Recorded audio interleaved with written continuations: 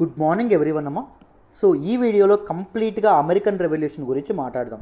One of the first republics in the world America అనేది రిపబ్లిక్గా ఎలా మారింది, బ్రిటిష్ తాలూకా బానిసత్వం నుంచి అమెరికా ఒక విప్లవం ద్వారా ఎలా తన ఇండిపెండెన్స్ని తెచ్చుకుంది, ఎలా తన కాన్స్టిట్యూషన్ ఏదైతే ఉంటుందో రాజ్యాంగాన్ని ఏర్పరచడం అనేది జరిగింది, ఎలా బిల్ ఆఫ్ రైట్స్ అనేవి ఎలా ఎంటర్ అవ్వడం అనేది జరిగింది. సో మన తాలూకా అమెరికాలో వీటన్నింటి గురించి డీటెయిల్డ్గా మాట్లాడదాం. చాలా చాలా important event in world history అమ్మ, మీకు చాలా డీటెయిల్డ్గా అర్థమవుతుంది. సో అమెరికన్ రెవల్యూషన్ గురించి కంప్లీట్గా మాట్లాడే ముందు ఒక డేట్ గుర్తుపెట్టుకోండి. ఇక్కడ మీకు కనిపిస్తుంది 7th June 2021. సో ఎందుకు చెప్తున్నానంటే 7th June 2021, సో రేపు 7th June 2021 అంటే రేపటి వరకు మన కరెంట్ అఫైర్స్ కోర్సు, దాంతోపాటు నేను డీల్ చేసే history course, UPSC history course recorded version యొక్క ఫీజు జస్ట్ 5,000 రూపాయలు మాత్రమే. ఎంత? 5,000 రూపాయలు మాత్రమే. 5,000 రూపాయలకి లైఫ్ టైం వ్యాలిడిటీ అనేది వస్తుంది. సో ఎల్లుండి నుంచి, అంటే 7th కాకుండా ఎల్లుండి నుంచి 8th నుంచి ఎంత అవ్వడం అనేది జరుగుతుందంటే 5,000 నుంచి 7,000 అవ్వడం అనేది జరుగుతుంది. 2,000 పెరుగుతుందమ్మా. సో ఈలోపే జాయిన్ అవ్వడానికి ప్రయత్నించండి. హిస్టరీ కోర్స్ అనేది నేనే డీల్ చేస్తానండి, ఒక కథల రూపంలో చెప్తాను. హిస్టరీ కోర్సులో మీకు ఏమొస్తుందో తెలుసా? ఏన్షియంట్ హిస్టరీ రావడం అనేది జరుగుతుంది, మిడీవల్ హిస్టరీ రావడం అనేది జరుగుతుంది, మోడర్న్ హిస్టరీ రావడం అనేది జరుగుతుంది, పోస్ట్ ఇండిపెండెన్స్ హిస్టరీ రావడం అనేది జరుగుతుంది, దాంతోపాటు వరల్డ్ హిస్టరీ రావడం అనేది జరుగుతుంది, దాంతోపాటు ఆర్ట్ అండ్ కల్చర్ అనేది రావడం అనేది జరుగుతుంది. ఇవన్నీ లైఫ్ టైం వ్యాలిడిటీతో వస్తాయి. రికార్డెడ్ వెర్షన్స్ నేనే డీల్ చేస్తాను మొత్తం లైఫ్ టైం వ్యాలిడిటీతో. ఫీజు ఎంతండి అంటే కేవలం 5,000 రూపాయలు మాత్రమే. వీటి తాలూకు నోట్స్ కూడా నేను ప్రొవైడ్ చేయడం అనేది జరుగుతుంది. బెస్ట్ నోట్స్ నేను అప్పగించడం అనేది జరుగుతుంది. దాంతోపాటు మన కరెంట్ అఫైర్స్ కోర్సు, నేను మళ్ళీ చెప్తున్నాను కరెంట్ అఫైర్స్ కోర్స్ గురించి. Daily Hindu analysis, full Hindu analysis యూట్యూబ్లో కొంతే పెడుతున్నాం. ఫుల్ హిందూ అనాలిసిస్, దాని యొక్క పీడిఎఫ్, లైవ్ క్లాస్, దాని తాలూకా పీడిఎఫ్, దాంతోపాటు ప్రియారిటీ బేసిస్ మీద Indian express, Yojana, Kurukshetra articles, daily టెస్ట్లు, అండ్ దాంతోపాటు economic survey, budget analysis, UPSC topic wise టెస్ట్లు, గ్రాండ్ టెస్ట్లు, వీటన్నింటికి లైఫ్ టైం వ్యాలిడిటీతో మీకు యాక్సెస్ అనేది ఉంటుంది. అంతకంటే ముఖ్యంగా మీరు నా కరెంట్ అఫైర్స్ కోర్సులో జాయిన్ అయితే, సో కరెక్ట్గా నాకు 6 months టైం అనేది మీరు ఇవ్వగలిగితే, 6 నెలల time, me dedication and time నాకు ఇవ్వగలిగితే 10 విషయాల మీద ధారాళంగా మాట్లాడగలుగుతారు. నేర్చుకోవడమే కాదండి, మీరు వేరే వాళ్ళకి చెప్పేంత స్థాయికి మీరు వెళ్తారు. అలా నేర్చుకుంటారు. నన్ను నమ్మి జాయిన్ అవ్వండి. మీ నమ్మకం అయితే ఒమ్ము కాదు. నేను చాలామంది లాస్ట్ ఇయర్ బ్యాచ్ ఎవరైతే ఉంటారో వాళ్ళు చూసి నేను తెలుసుకొని చెప్తున్నాను, వాళ్ళ ఎక్స్పీరియన్స్ ద్వారా నేను చెప్తున్నాను. మీకోసమే చెప్తున్నానమ్మా. ఆలోచించండి, వైజ్ డెసిషన్ అనేది తీసుకోండి. ఎడ్యుకేషన్ మీద పెట్టేటటువంటి ఇన్వెస్ట్మెంట్ ఎప్పుడూ వేస్ట్ అవ్వదు. నన్ను నమ్మండి, మీకు చాలా చాలా వాల్యుయేషన్ అయితే ఉంటుంది. హిస్టరీ కోర్స్ కూడా తీసుకోండి, చాలా తక్కువ కాస్ట్కి యూపీఎస్సీ కంప్లీట్గా నోట్స్తో సహా మీకు రావడం అనేది జరుగుతుంది. రేపు వరకే మనకు ఆఫర్ ఉంది. ఎల్లుండి నుంచి ఫీజు పెరుగుతుంది. ఈ ఫీజు అనేది 7,000 అవుతుంది. ఈలోపే జాయిన్ అవ్వడానికి ప్రయత్నం అయితే చెయ్యండి. మరి ఇప్పుడు ఈ కోర్సులో అన్ని కోర్సెస్ మన ఇన్స్టిట్యూట్లో లైఫ్ టైం వ్యాలిడిటీ అండి, అది కూడా గుర్తుపెట్టుకోండి. సో ఇప్పుడు ఈ సెషన్లో అమెరికన్ రెవల్యూషన్ గురించి కరెక్ట్గా కంప్లీట్గా మాట్లాడుకుందాం. జాగ్రత్తగా వినండి. అవును, మర్చిపోయాను, మీరు జాయిన్ అవ్వాలంటే ఇక్కడ కనిపిస్తున్న నెంబర్ అండి, మళ్ళీ ఇక్కడ రాస్తున్నాను చూడండి, 7893899553. ఇది ప్రత్యూష మేడం నెంబర్. ఈ నెంబర్కి ఫోన్ చేసి మీరు చక్కగా జాయిన్ అవ్వచ్చు. ఓకేనా? రైట్. సో అమెరికన్ రెవల్యూషన్ గురించి మాట్లాడదాం, జాగ్రత్తగా వినండి అమ్మా. So age of revolution world హిస్టరీలో one of the most important event అమ్మా. సో ప్రపంచంలో విప్లవాలు ఏవైతే ఉన్నాయో, విప్లవాలు అనేవి మొదలవ్వడం అనేది జరిగింది. మోడర్నిటీ అనేటటువంటి ఒక కొత్త కాన్సెప్ట్ ఏదైతే ఉంటుందో అది పురుడు పోసుకోవడం అనేది జరిగింది. ఇప్పుడు మనం బతుకుతున్నటువంటి కాంప్లెక్స్ లైఫ్స్ ఏవైతే ఉన్నాయో, ఇప్పుడు మనం చూస్తున్నటువంటి పొలిటికల్ సిస్టమ్స్, డెమోక్రసీ కానీ ఇలాంటివన్నీ రావడం అనేది జరిగింది. మన ప్రపంచంలోకి అవన్నీ అడుగు పెట్టడం అనేది జరిగింది. ఎన్లైటన్మెంట్ పీరియడ్ తర్వాత వచ్చినటువంటి మోడర్నిటీ ఏదైతే ఉంటుందో, మోడర్నిటీకి కారణమైనటువంటి పీరియడ్ ఏంటి అంటే ఏజ్ ఆఫ్ రెవల్యూషన్. ఫస్ట్ గుర్తుపెట్టుకోండి, ప్రపంచంలో డార్క్ ఏజ్ ఏదైతే ఉంటుందో అది స్టార్ట్ అవ్వడం అనేది జరుగుతుంది. Medieval period in the world is called dark age అండి. అర్థమైందా? సో డార్క్ ఏజ్ తర్వాత వచ్చినటువంటి కాలాన్ని ఏమంటాము అంటే ఎన్లైటన్మెంట్ పీరియడ్ అని చెప్పి అనడం అనేది జరుగుతుంది. రెనెసా పీరియడ్ అని కూడా అనడం అనేది జరుగుతుంది. ఈ ఎన్లైటన్మెంట్ పీరియడ్లోనే మనకి ఏం రావడం అనేది జరిగింది అంటే సైన్స్ అనేది ఎమర్జ్ అవ్వడం అనేది జరిగింది, ఇంటలెక్చువల్ రెవల్యూషన్ అనేది రావడం అనేది జరిగింది, economic revolution and commercial revolution అనేది రావడం అనేది జరిగింది, ఇండస్ట్రియల్ రెవల్యూషన్ లాంటివి రావడం అనేది జరిగింది, కొత్త ఇండస్ట్రీస్ అనేవి రావడం అనేది జరిగింది, న్యూ క్లాసెస్ అనేవి ఎమర్జ్ అవ్వడం అనేది జరిగింది, మిడిల్ క్లాసెస్ లాంటివి ఎమర్జ్ అవ్వడం అనేది జరిగింది. ఎన్లైటన్మెంట్ తర్వాత వచ్చినటువంటి ఇంపార్టెంట్ థింగ్ ఏ రెవల్యూషన్ అండి, age of revolution. Through age of revolution, ఈ విప్లవాల కారణంగానే మోడర్నిటీ ఏదైతే ఉంటుందో ప్రపంచంలో, మోడర్నిటీ, దిస్ మోడర్న్ వరల్డ్ ఏదైతే ఉంటుందో అది పురుడు పోసుకోవడం అనేది జరిగింది. సో డీటెయిల్డ్గా ఈ తాలూకా క్రొనాలజీ అనేది అర్థం కావాలంటే మీరు వరల్డ్ హిస్టరీ యొక్క పాత క్లాసెస్ అనేవి చూడాలి. అర్థమైందా? బట్ ఏజ్ ఆఫ్ రెవల్యూషన్లో మొదట మనం మాట్లాడుకునేది అమెరికన్ రెవల్యూషన్ అండి. సో ప్రజెంట్ ఉన్నటువంటి యునైటెడ్ స్టేట్స్ ఆఫ్ అమెరికా ఎలా ఏర్పడింది, సో ముందు బ్రిటన్ యొక్క కాలనీగా ఉండేటటువంటి నార్త్ అమెరికా ఏదైతే ఉంటుందో, నార్త్ అమెరికా కలిసి ఎలా బ్రిటన్ తాలూకా హస్తాల నుంచి, బ్రిటన్ తాలూకా బానిసత్వం నుంచి ఎలా బయటపడడం అనేది జరిగింది, వీటన్నింటి గురించి మనం తెలుసుకోవాలి. ఈ పర్టికులర్ క్లాస్లో కొన్ని ఇంపార్టెంట్ వర్డ్స్ రావడం అనేది జరుగుతుంది. లైక్ గ్లోరియస్ రెవల్యూషన్ అనేటటువంటి పదం వస్తుంది. దాంతోపాటు మీకు 7 years వార్ అనేటటువంటి 7 years గ్లోబల్ వార్ అనేటటువంటి పదాలు వస్తాయి. సో ఇవన్నీ నేను లాస్ట్ టైం క్లాసుల్లో ఆల్రెడీ చేసున్నాను, యూట్యూబ్లో కూడా అప్లోడ్ చేసాం, వీలైతే అవి చూడండి. ఓకేనా? నేను ఇక్కడ కూడా ఎక్స్ప్లెయిన్ చేస్తాను, పదాలు వచ్చినప్పుడు కంగారు పడద్దు. బట్ మీరు ఫుల్ కోర్స్ తీసుకుంటే మీకు చాలా చాలా వాల్యూ ఎడిషన్ అయితే ఉంటుంది. అర్థమైందా? వైజ్ డెసిషన్ అనేది తీసుకోండి. చూడండి, ఆఫ్టర్ గ్లోరియస్ రెవల్యూషన్ అని ఎందుకు అంటారు ఆ రెవల్యూషన్ని అంటే, ఒక్క రక్తపు చుక్క కూడా బ్రిటన్లో కారకుండా, యూకేలో కారకుండా అక్కడ కాన్స్టిట్యూషనల్ మొనార్కీ ఏదైతే ఉంటుందో, కాన్స్టిట్యూషనల్ మొనార్కీ అనేది ఇదవ్వడం అనేది జరిగిందమ్మా, అంటే రావడం అనేది జరిగింది. కాన్స్టిట్యూషనల్ మొనార్కీ ద్వారా రాజు ఎవరైతే ఉంటారో, కింగ్ ఎవరైతే, మొనార్క్ ఎవరైతే ఉంటారో, ఆయన తాలూకా పవర్ తగ్గి ఆయన్ని తొలగించేటటువంటి అధికారాన్ని కూడా పార్లమెంట్కి, లా మేకర్స్ ఎవరైతే ఉంటారో లా మేకర్స్కి లభించడం అనేది జరిగింది through glorious revolution. So lawmakers are the representatives of people, ప్రజలు ఎన్నుకోవడం అనేది జరుగుతుంది. This is the early form of democracy. ప్రజాస్వామ్యం అనేది ఎక్కడ స్టార్ట్ అయిందంటే ఫ్రమ్ ద గ్లోరియస్ రెవల్యూషన్ నుంచి స్టార్ట్ అవ్వడం అనేది జరిగిందమ్మా. సో ఈ గ్లోరియస్ రెవల్యూషన్ తర్వాత ఇంగ్లాండ్ రూలర్ ఎవరైతే ఉన్నారో, he was no despot, is not a dictator ruler, is not powerful. So ఆయన అంత శక్తివంతమైనటువంటి వంటి వాడేం కాదు. And he's neither an enlightened one, ఆయనంత స్కాలర్ కూడా కాదు, ఎన్లైటెండ్ వన్ కూడా కాదు. His power has been limited by law makers ఎవరైతే ఉన్నారో, చట్టాలు ఏవైతే ఉన్నాయో ఆయన పవర్ని లిమిట్ చేయడం అనేది జరిగింది, కంట్రోల్లో పెట్టడం అనేది జరిగింది. The glorious revolution of 1688 had given England A constitutional monarchy. చెప్పాను కదా, గ్లోరియస్ రెవల్యూషన్ అనేది ఒక్క రక్తపు చుక్క కూడా కారకుండా అద్భుతంగా సక్సెస్ సాధించినటువంటి రెవల్యూషన్ ఏదైతే ఉందో, ఈ రెవల్యూషన్ గ్లోరియస్ రెవల్యూషన్ ఆఫ్ 1688 ఏదైతే ఉంటుందో, దానివల్ల మన బ్రిటన్ మొనార్క్ ఎవరైతే ఉన్నారో ఆయన పవర్ తగ్గి బ్రిటన్ పార్లమెంట్ ఏదైతే ఉంటుందో దాని పవర్ అనేది పెరగడం అనేది జరిగింది. లా మేకర్స్ యొక్క పవర్ అనేది పెరిగింది. కాన్స్టిట్యూషనల్ మొనార్కీ ఏదైతే ఉంటుందో అది రావడం అనేది జరిగింది. It is not a republic అండి, it is not a republic at because the head of the state is still a king. ఇక్కడ రిపబ్లిక్ అంటే ఏంటి? Head of the state will be elected by representative people కదా. So అలా కాదు, మనకు monarchy ఉంది కానీ ఈ కాన్స్టిట్యూషనల్ మొనార్కీ అనేది ఉండడం అనేది జరిగింది. However why the England monarchs power was being limited at home, the power of the English nation was spreading overseas. ఏం జరిగింది ఆ టైంలో? మన తాలూకా ఇంగ్లాండ్ యొక్క కింగ్ ఎవరైతే ఉంటారో, ఇంగ్లీష్ మొనార్క్ ఎవరైతే ఉన్నారో ఆయన పవర్ అనేది కంట్రోల్ అవుతున్నప్పటికీ యాజ్ ఎ నేషన్ బ్రిటిష్ ఏదైతే ఉంటుందో, బ్రిటిష్ వరల్డ్ సుపీరియర్ పవర్గా ఎదగడం అనేది స్టార్ట్ అయింది. సో ఎందుకు అంటే మ్యారిటైమ్ ట్రేడ్ మీద కమాండ్ అనేది తెచ్చుకోవడం అనేది జరిగింది. ప్రపంచంలో ఉండేటటువంటి వేరు ప్రాంతాలని తన కాలనీస్గా మార్చుకోవడం అనేది జరిగింది. చాలా కాలనీస్ నుంచి, రా మెటీరియల్స్ నుంచి ప్రతి ఒక్కటి ఎక్స్ప్లాయిట్ చేయడం అనేది జరిగింది. ప్రతి ఒక్కటి ఎక్స్ప్లాయిట్ చేసే రా మెటీరియల్స్, ముడి సరుకులు ఏవైతే ఉంటాయో వాటిని మన తాలూకు ఇంగ్లాండ్ ఏదైతే ఉంటుందో ఇంగ్లాండ్కి పంపించి ఫినిష్డ్ గూడ్స్ ఏవైతే ఉంటాయో ఫినిష్డ్ గూడ్స్ తయారు చేసి ప్రపంచంతో వాళ్ళు ట్రేడ్ చేయడం అనేది జరిగింది. In a very phase by phase manner, in a very systematic manner.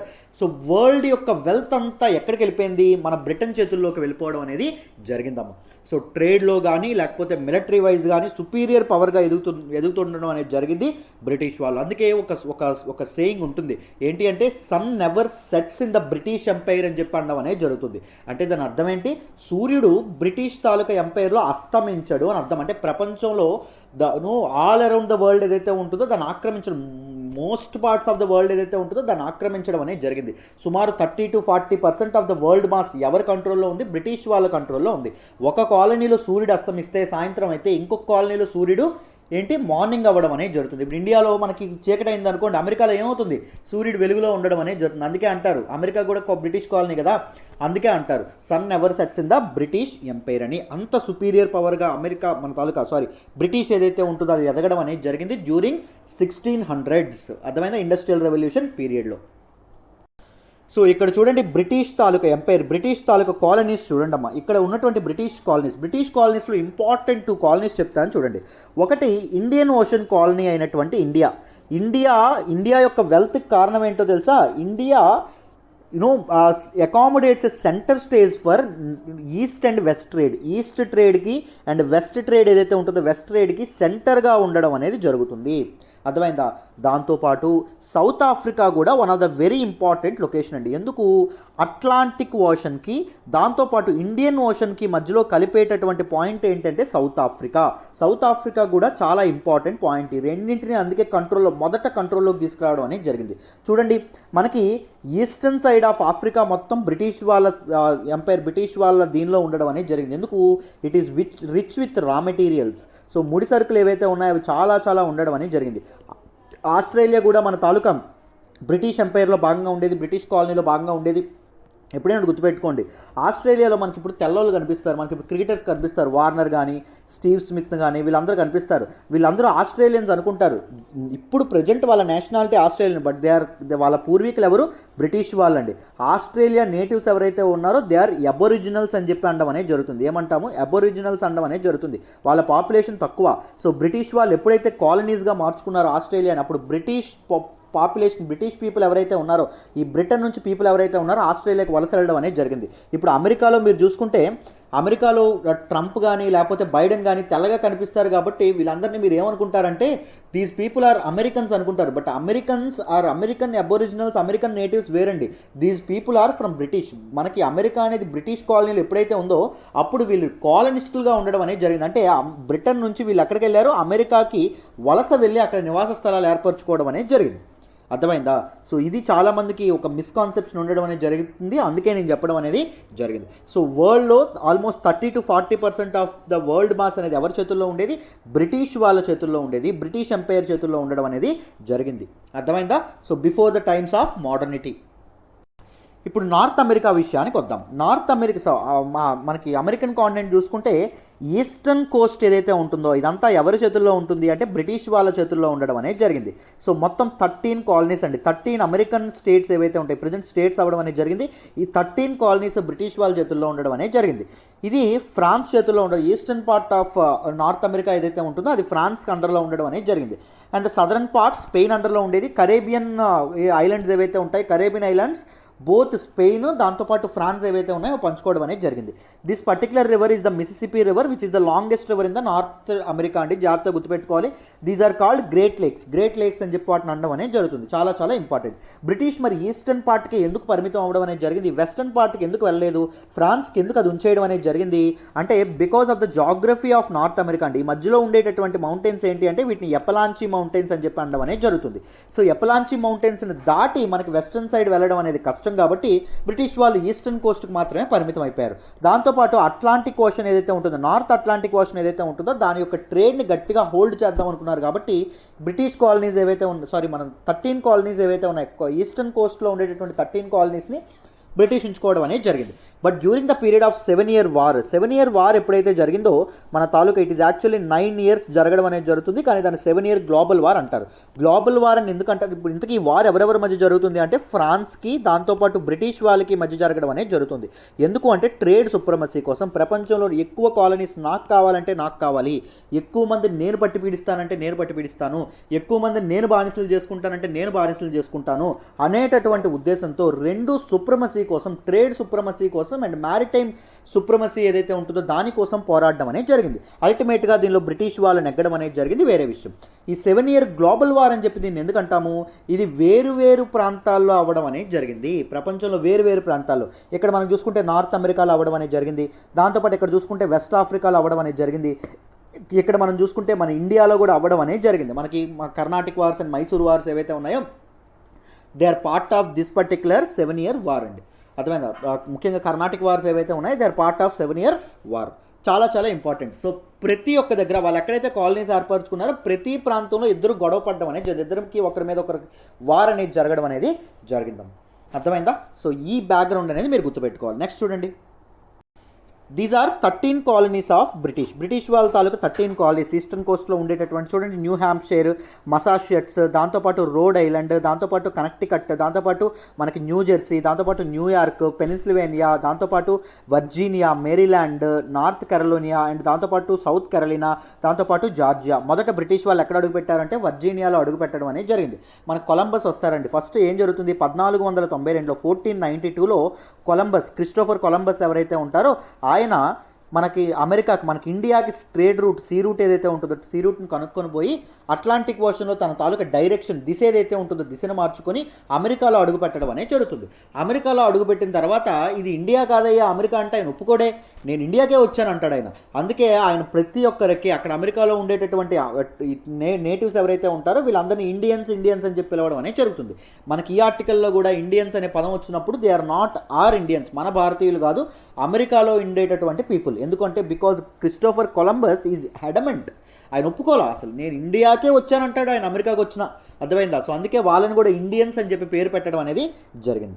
So Columbus ఎవరైతే ఉన్నారో ఈయన 1492లో, చూడండి ఎప్పుడైనా గుర్తుపెట్టుకోండి, ఆ కొలంబస్ అమెరికాని కనిపెట్టలేదండి, అమెరికాని కనిపెట్టలేదు, అమెరికాకి రీచ్ అయ్యాడు మాత్రమే.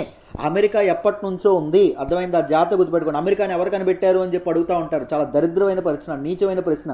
అలాంటి క్వశ్చన్లు మనమైతే అసలు మాట్లాడకూడదు, చదువుకున్న వాళ్ళం మనమైతే అసలు దీన్ని ఇది చేయకూడదు, ఎంకరేజ్ చేయకూడదు. సో కొలంబస్ రీచ్ అవ్వడం అనేది జరిగింది. ఎక్కడికి రీచ్ అయ్యారు? మన తాలూకా నార్త్ అమెరికా ఏదైతే ఉంటుందో నార్త్ అమెరికాకి రీచ్ అవ్వడం అనేది జరిగింది. ఇది గుర్తుపెట్టుకోండి. సో నార్త్ అమెరికాకి Christopher Columbus is an Italy navigator అండి, మీ అందరికీ తెలుసని అనుకుంటున్నాను. సో ఈయన ఏం చేశారు, అమెరికాకి రీచ్ అయిన తర్వాత తన తాలూకా తను తీసుకొచ్చినటువంటి, తను రీచ్ అయినటువంటి నార్త్ అమెరికన్ ప్రాంతం ఏదైతే ఉంటుందో దాన్ని ఎవరికి అప్పగించారు, కాలనీగా ఉంచుకోండి అని చెప్పి స్పెయిన్కి ఆయన అమ్మేయడం అనేది జరుగుతుంది, స్పెయిన్కి అప్పగించడం అనేది జరుగుతుంది. సో ఫస్ట్ అమెరికాలో తమ కాలనీస్ ఏర్పాటు చేసినటువంటి, తమ అథారిటీ ఏర్పాటు చేసినటువంటి కంట్రీ ఏంటంటే స్పెయిన్. జాగ్రత్తగా గుర్తుపెట్టుకోండి. 1492 తర్వాత 1620 1620 నుంచి 1630 ప్రాంతంలో బ్రిటిష్ వాళ్ళు ఎవరైతే ఉన్నారో బ్రిటిష్ వాళ్ళు ఇక్కడ నార్త్ అమెరికాలో అడుగుపెట్టడం అనేది జరిగింది. ఎప్పుడైతే బ్రిటిష్ వాళ్ళు అడుగుపెట్టడం అనేది జరిగిందో ఈ బ్రిటిష్ నుంచి కాలనిస్టులు ఎవరైతే ఉన్నారో, అంటే బ్రిటిష్ సంతతికి చెందినటువంటి ప్రజలు ఎవరైతే ఉన్నారో వాళ్ళు అమెరికాకి వలస రావడం అనేది జరిగింది. బికాజ్ ఆఫ్ రిసోర్సెస్ కానీ, బికాజ్ ఆఫ్ మనీ కానీ, ఎందుకోసమైనా ఇక్కడికి రావడం అనేది జరిగింది. వీళ్ళు ట్రేడర్స్గా వచ్చారు, మర్చెంట్స్గా వచ్చారు, అమెరికాలో సెటిల్ అవ్వడం అనేది జరిగిందమ్మ. అర్థమైందా? సో ఫస్ట్ ఎక్కడికి రావడం అనేది జరిగింది, వర్జీనియాకి రావడం అనేది జరిగింది. జాగ్రత్తగా గుర్తుపెట్టుకోవాలి. నెక్స్ట్ చూడండి, Britain and it's American colonies. Britain తాలూకు అమెరికన్ కాలనీస్ గురించి మాట్లాడదాం. చూడండి, when George third became king of the great Britain in 1760, 1760లో ఎప్పుడైతే జార్జ్ థర్డ్ మనకి గ్రేట్ బ్రిటన్ యొక్క కింగ్ అవ్వడం అనేది జరుగుతుందో, his Atlantic colonies were growing by leaps and bounds. వాళ్ళ తాలూకు అట్లాంటిక్ కాలనీస్ ఏవైతే ఉన్నాయో అవి పెరగడం అనేది జరుగుతుంది, విపరీతంగా పెరిగిపోతుంది. అఫ్కోర్స్ జార్జ్ త్రీకి పవర్ ఏం లేదు. ఆఫ్టర్ గ్లోరియస్ రెవల్యూషన్ ఏం చెప్పాం, మొనార్క్ యొక్క పవర్ అనేది తగ్గిపోతుంది. లా మేకర్స్ ఎవరైతే ఉంటారో, పార్లమెంట్ ఏదైతే ఉంటుందో దాని పవర్ అనేది సిగ్నిఫికెంట్గా పెరుగుతుందని చెప్పి మనం చెప్పడం అనేది జరిగింది.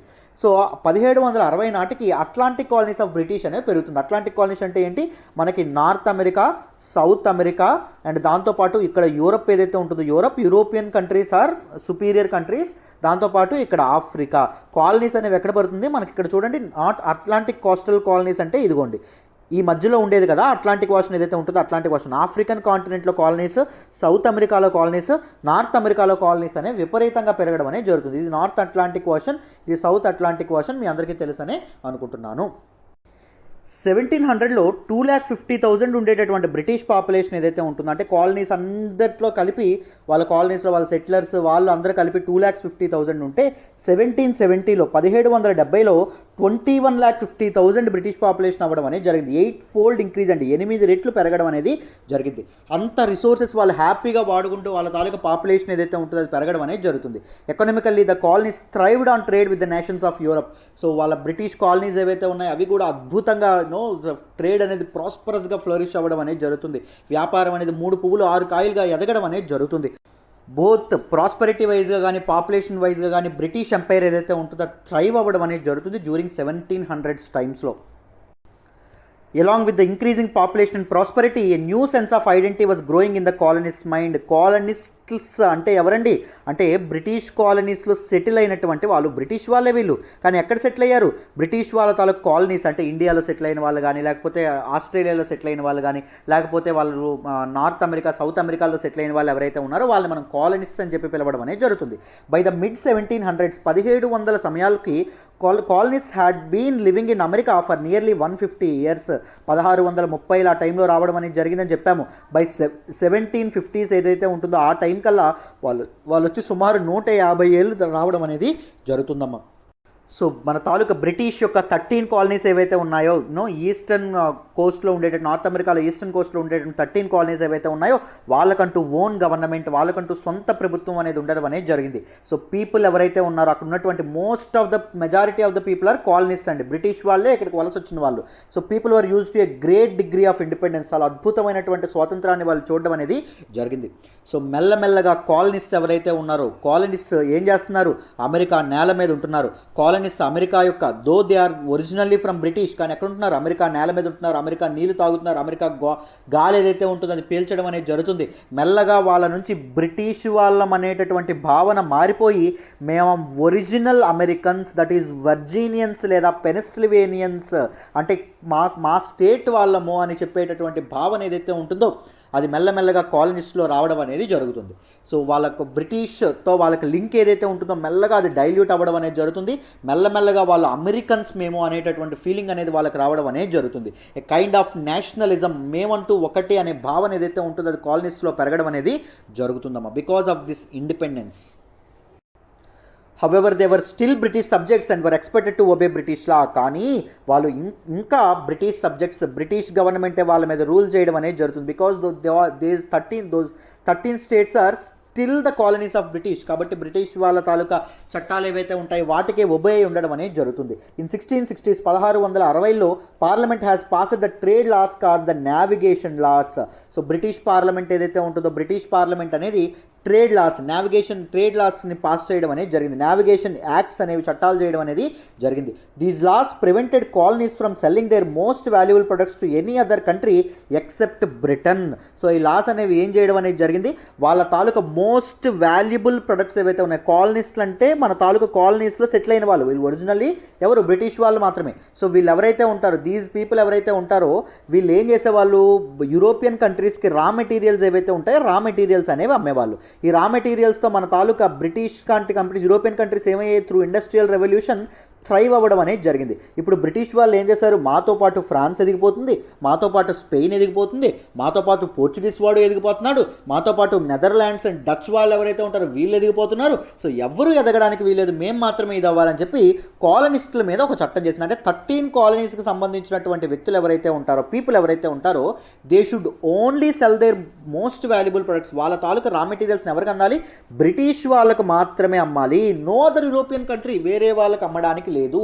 ఇలాంటి చట్టం అనేది చేసి రావడం అనేది జరిగింది. Because of the trade supremacy. So లాభాలనేవి బ్రిటిష్ మాత్రమే ఆర్జించాలి, మిగిలిన యూరోపియన్ కంట్రీస్కి అవి రాకూడదు, ప్రాఫిట్స్ అనేవి వాళ్ళకి రాకూడదు అనేటటువంటి ఉద్దేశంతో. So in addition colonies has to pay high taxes on imported French and Dutch goods. So మన తాలూకా కాలనీస్లు ఎవరైతే ఉంటారో ఏం జరిగేదో చెప్పాను మీకు ఆల్రెడీ. ఏం జరిగేది, యూరోపియన్ కంట్రీస్ కాలనీస్కి ఎలా ట్రీట్ చేసేవాళ్ళు, కాలనీస్ దగ్గరికి వచ్చేవాళ్ళు, రా మెటీరియల్స్, కాలనీస్ నుంచి రా మెటీరియల్స్ ఏవైతే ఉంటాయో రా మెటీరియల్స్ని కలెక్ట్ చేసుకునేవాళ్ళు, రా మెటీరియల్స్ని బ్రిటిష్కి మన తాలూకా లండన్కి తీసుకెళ్లేవాళ్ళు, లండన్లో దాన్ని ఫినిష్డ్ గూడ్స్గా మార్చేవాళ్ళు. అంటే కాటన్ మన ఇండియా నుంచి తీసుకెళ్లేవాళ్ళు, కాటన్ చొక్కాలు ఏవైతే ఉంటాయో వాటిని బ్రిటిష్లో తయారు చేసేవాళ్ళు, తయారు చేసి బ్రిటన్ నుంచి మళ్ళీ ఎక్కడికి వచ్చేవాళ్ళు, ఇండియాలో ఆ ఫినిష్డ్ గూడ్స్ అమ్మేవాళ్ళు. సో ఇక్కడ రా మెటీరియల్స్ని తీసుకెళ్ళిపోతున్నారు మన దగ్గర నుంచి, కాలనీస్ నుంచి. దాంతోపాటు మన వాళ్ళ దగ్గర ఉన్నటువంటి డబ్బు ఏదైతే ఉంటుందో చాలా ఎక్కువ రేట్లలో అమ్ముతారు కాబట్టి మనీ కూడా తీసుకెళ్ళిపోవడం అనేది జరుగుతుంది. సో చూడండి, వెల్త్ అనేది బోత్ గూడ్స్ ఫామ్లోను దాంతోపాటు లిక్విడిటీ ఫామ్లోను ఎలాగూ కాలనీస్లో ఉంచట్లా, ప్రతిదీ తీసుకెళ్ళిపోవడం అనేది జరుగుతుంది. ప్రపంచం నలుమూలల నుంచి వెల్త్ ఏదైతే ఉంటుందో అది బ్రిటిష్కి తరలి వెళ్ళడం అనేది జరుగుతుంది. ఆ టైంలో 1700s టైంలో ఏదైతే ఉంటుందో ఆ టైంలో. సో అర్థమైందా. సో ఇక్కడ చూడండి, మన కాలనీస్లు ఎవరైతే ఉన్నారో, ఇది మీకు అర్థమైంది అనుకుంటున్నాను, కాలనీస్ ఎవరైతే ఉన్నారో they had to pay high taxes on imported French and Dutch goods. So మన తాలూకు ఫ్రెంచ్ వాళ్ళు, డచ్ వాళ్ళు ఎవరైతే ఉన్నారో వాళ్ళు కూడా ఇక్కడ వస్తువులు ఏవైతే ఉంటాయో అమ్మేవాళ్ళు. కానీ ఆ వస్తువుల మీద కాలనీస్ ఎవరైతే ఉన్నారో హై ట్యాక్సెస్ అనేవి పే చేయాల్సి రావడం అనేది జరిగింది. హై ట్యాక్సెస్ అనేవి అంటే తారిఫ్ వార్ అని చెప్పి అనడం అనేది జరుగుతుంది. ప్రజెంట్ వరల్డ్లో కూడా ఈ తారిఫ్స్ అనేవి ఎక్కువగా ఇంపోజ్ చేయడం అనేది జరుగుతుంది. ఇంపోర్ట్స్ మీద తారిఫ్స్ వేస్తారండి. ఎందుకు అంటే ఆ కంట్రీ యొక్క గూడ్స్ అనేవి కాస్ట్లీ అవ్వాలని చెప్పి.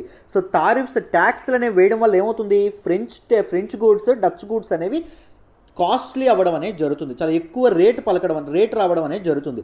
దానివల్ల ఏం జరుగుతుంది, నువ్వు ఎక్కువ రేటు కొంటావా, మార్కెట్కి వెళ్ళి తక్కువ రేటు కొంటావా. ఇప్పుడు కేజీ ఉల్లిపాయలు ఉన్నాయి, కేజీ ఉల్లిపాయలు 20 రూపాయలు అన్నవాడి దగ్గర కొంటావా, కేజీ ఉల్లిపాయలు 15 రూపాయలు అన్నవాడి దగ్గర కొంటావా, ఆబ్వియస్లీ 15 రూపాయలు అన్నవాడి దగ్గర కొంటావు. సో బ్రిటిష్ గూడ్స్ మీద ట్యాక్సెస్ లేవు కదా, బ్రిటిష్ గూడ్స్ చీప్ అవుతాయి, French and Dutch goods costly అవుతాయి. నువ్వేం కొంటావు, బ్రిటిష్ గూడ్స్ కొంటావు. సో బ్రిటిష్ తాలూకా ఎకానమీ అనేది థ్రైవ్ అయ్యేదన్నమాట. కాలనీస్ మీద ఈ తాలూకా నావిగేషన్ యాక్ట్స్ ఏవైతే ఉంటాయి వీటిని ఇంపోజ్ చేశారు. However colonies found ways to get around these laws. కానీ ఈ చట్టాల నుంచి తప్పించుకునేటటువంటి వేస్ ఏవైతే ఉంటాయో, మార్గాల్ని కాలనీస్ మొత్తానికి ఇదవ్వడం అనేది జరిగింది. వాళ్ళు ఇల్లీగల్గా స్మగ్లింగ్ ఏదైతే ఉంటుందో స్మగ్లింగ్ చేసేవాళ్ళండి. సమ్ కాలనీస్ మర్చెంట్స్ ఎవరైతే ఉన్నారో the smuggled in goods to avoid paying British taxes. So వాళ్ళు ఏం చేశారు, ఫ్రెంచ్ అండ్ డచ్ గూడ్స్ ఏవైతే ఉంటాయో వాటిని స్మగుల్ చేసి 13 కాలనీస్లోకి తీసుకురావడం అనేది జరిగింది. Smugglers could sneak in and out of the many small harbours all along the lengthy Atlantic Coast line. మనకి నార్త్ అమెరికా యొక్క అట్లాంటిక్ కోస్ట్ లైన్ చాలా లెంతీగా ఉంటుంది. సో డిఫరెంట్ పోర్ట్స్ ఏవైతే ఉంటాయో, డిఫరెంట్ హార్బర్స్ ఏవైతే ఉంటాయో వాటి నుంచి ఫ్రెంచ్ అండ్ డచ్ గూడ్స్ అనేవి తీసుకొచ్చేవాళ్ళు బ్రిటిష్ వాళ్ళ కంట కనబడకుండా.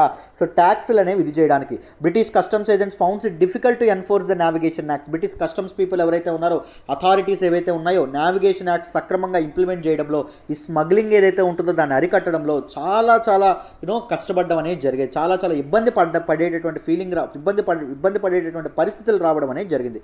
ఎవరికమ్మా, మన బ్రిటిష్ వాళ్ళు ఎవరైతే ఉంటారో బ్రిటిష్ వాళ్ళకి. For many years Britain felt no need to tighten its hold on the colonies. ఇప్పుడు బ్రిటిష్ వాళ్ళు ఏమనుకున్నారు అంటే, కాలనీస్ మీద ఇంత టైట్ ఏం చేయట్లేదు, పోన్లో ఏదో స్మగ్లింగ్ చేసుకుంటున్నారు.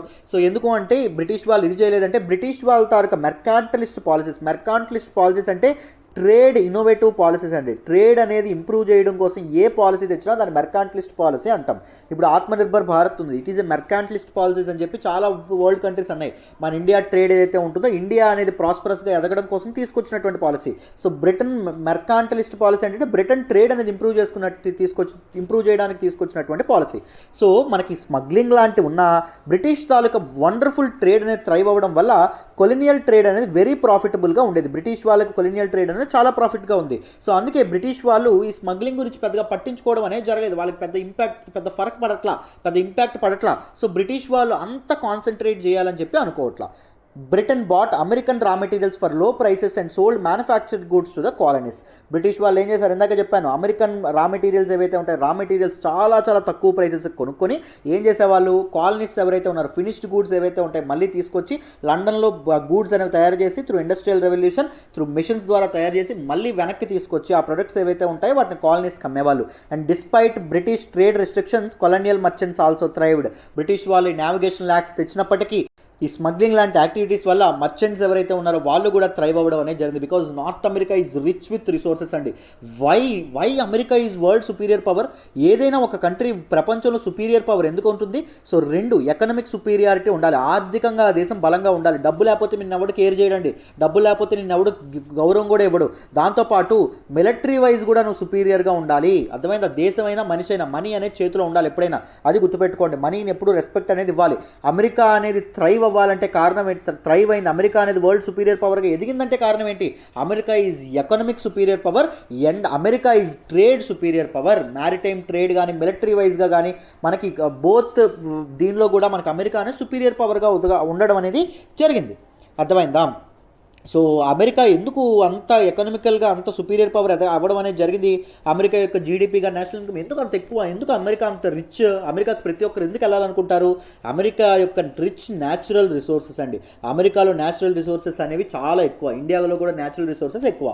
కానీ ఇండియాలో ఉండేటటువంటి రిసోర్సెస్ అన్నింటిని బ్యాలెన్స్ చేయడానికి హై పాపులేషన్ ఉంది, విపరీతమైనటువంటి జనాభా ఉంది. సో అందుకే ఇండియా అనేది ఎదగలేకపోతుంది. బట్ అమెరికాలో రిసోర్సెస్ ఎక్కువ, పీపుల్ అనేవాళ్ళు తక్కువ, పాపులేషన్ అనేది తక్కువ. సో అందుకే అమెరికా అనేది అంత థ్రైవ్ అవ్వడం అనేది జరుగుతుంది. వరల్డ్ సుపీరియర్ పవర్గా, వరల్డ్ లీడర్గా ఎదగడం అనేది జరిగిందన్నమాట. So through with the resources ఏవైతే ఉన్నాయో, దో బ్రిటిషర్స్ ఇది చేస్తున్నప్పటికీ ఈవెన్ కొలోనియల్ మర్చెంట్స్ ఎవరైతే ఉన్నారో వాళ్ళు కూడా థ్రైవ్ అయ్యారు, వాళ్ళు కూడా ప్రాస్పరస్గా మారడం అనేది జరిగింది. However, after the French and Indian War ended in 1763, Britain toughened its trade laws. French and Indian War అంటే ఏంటి అంటే, నేను ఇందాక చెప్పానా 7-year గ్లోబల్ వార్ అని చెప్పి అనడం అనేది జరుగుతుంది. 7 year గ్లోబల్ వార్ అని చెప్పి అనడం అనేది జరుగుతుంది. 7 year గ్లోబల్ వార్ అని ఎందుకన్నామంటే ఇది ఒక్క ప్రాంతంలో అవ్వలేదు, ప్రపంచవ్యాప్తంగా అవ్వడం అనేది జరిగింది. సో ఎవరెవరి మధ్య అవ్వడం అనేది జరిగింది, ఫ్రెంచ్ వాళ్ళకి అండ్ బ్రిటిష్ వాళ్ళకి అవ్వడం అనేది జరిగింది. ఎందుకైంది, ట్రేడ్ సుప్రమసీ కోసం అవ్వడం అనేది జరిగింది. కాలనీస్ నాకు ఎక్కువ కావాలంటే నాకు ఎక్కువ కావాలి అనేటటువంటి సుప్రమసీ కోసం అవ్వడం అనేది జరిగింది. దీనిలో ఫైనల్గా ఎవరు నెగ్గారు, బ్రిటిష్ వాళ్ళు నెగ్గడం అనేది జరిగింది. ఫ్రాన్స్ వాళ్ళు ఇది అవ్వడం అనేది జరిగింది, ఓడిపోవడం అనేది జరిగింది. అర్థమైందా, బ్రిటిష్ అనే సుపీరియర్ పవర్గా స్టెబిలైజ్ అవ్వడం అనేది జరిగింది. అర్థమైందా. సో ఫ్రెంచ్ వర్సెస్ బ్రిటిష్ ఏదైతే ఉంటుందో జాగ్రత్తగా గుర్తుపెట్టుకోండి.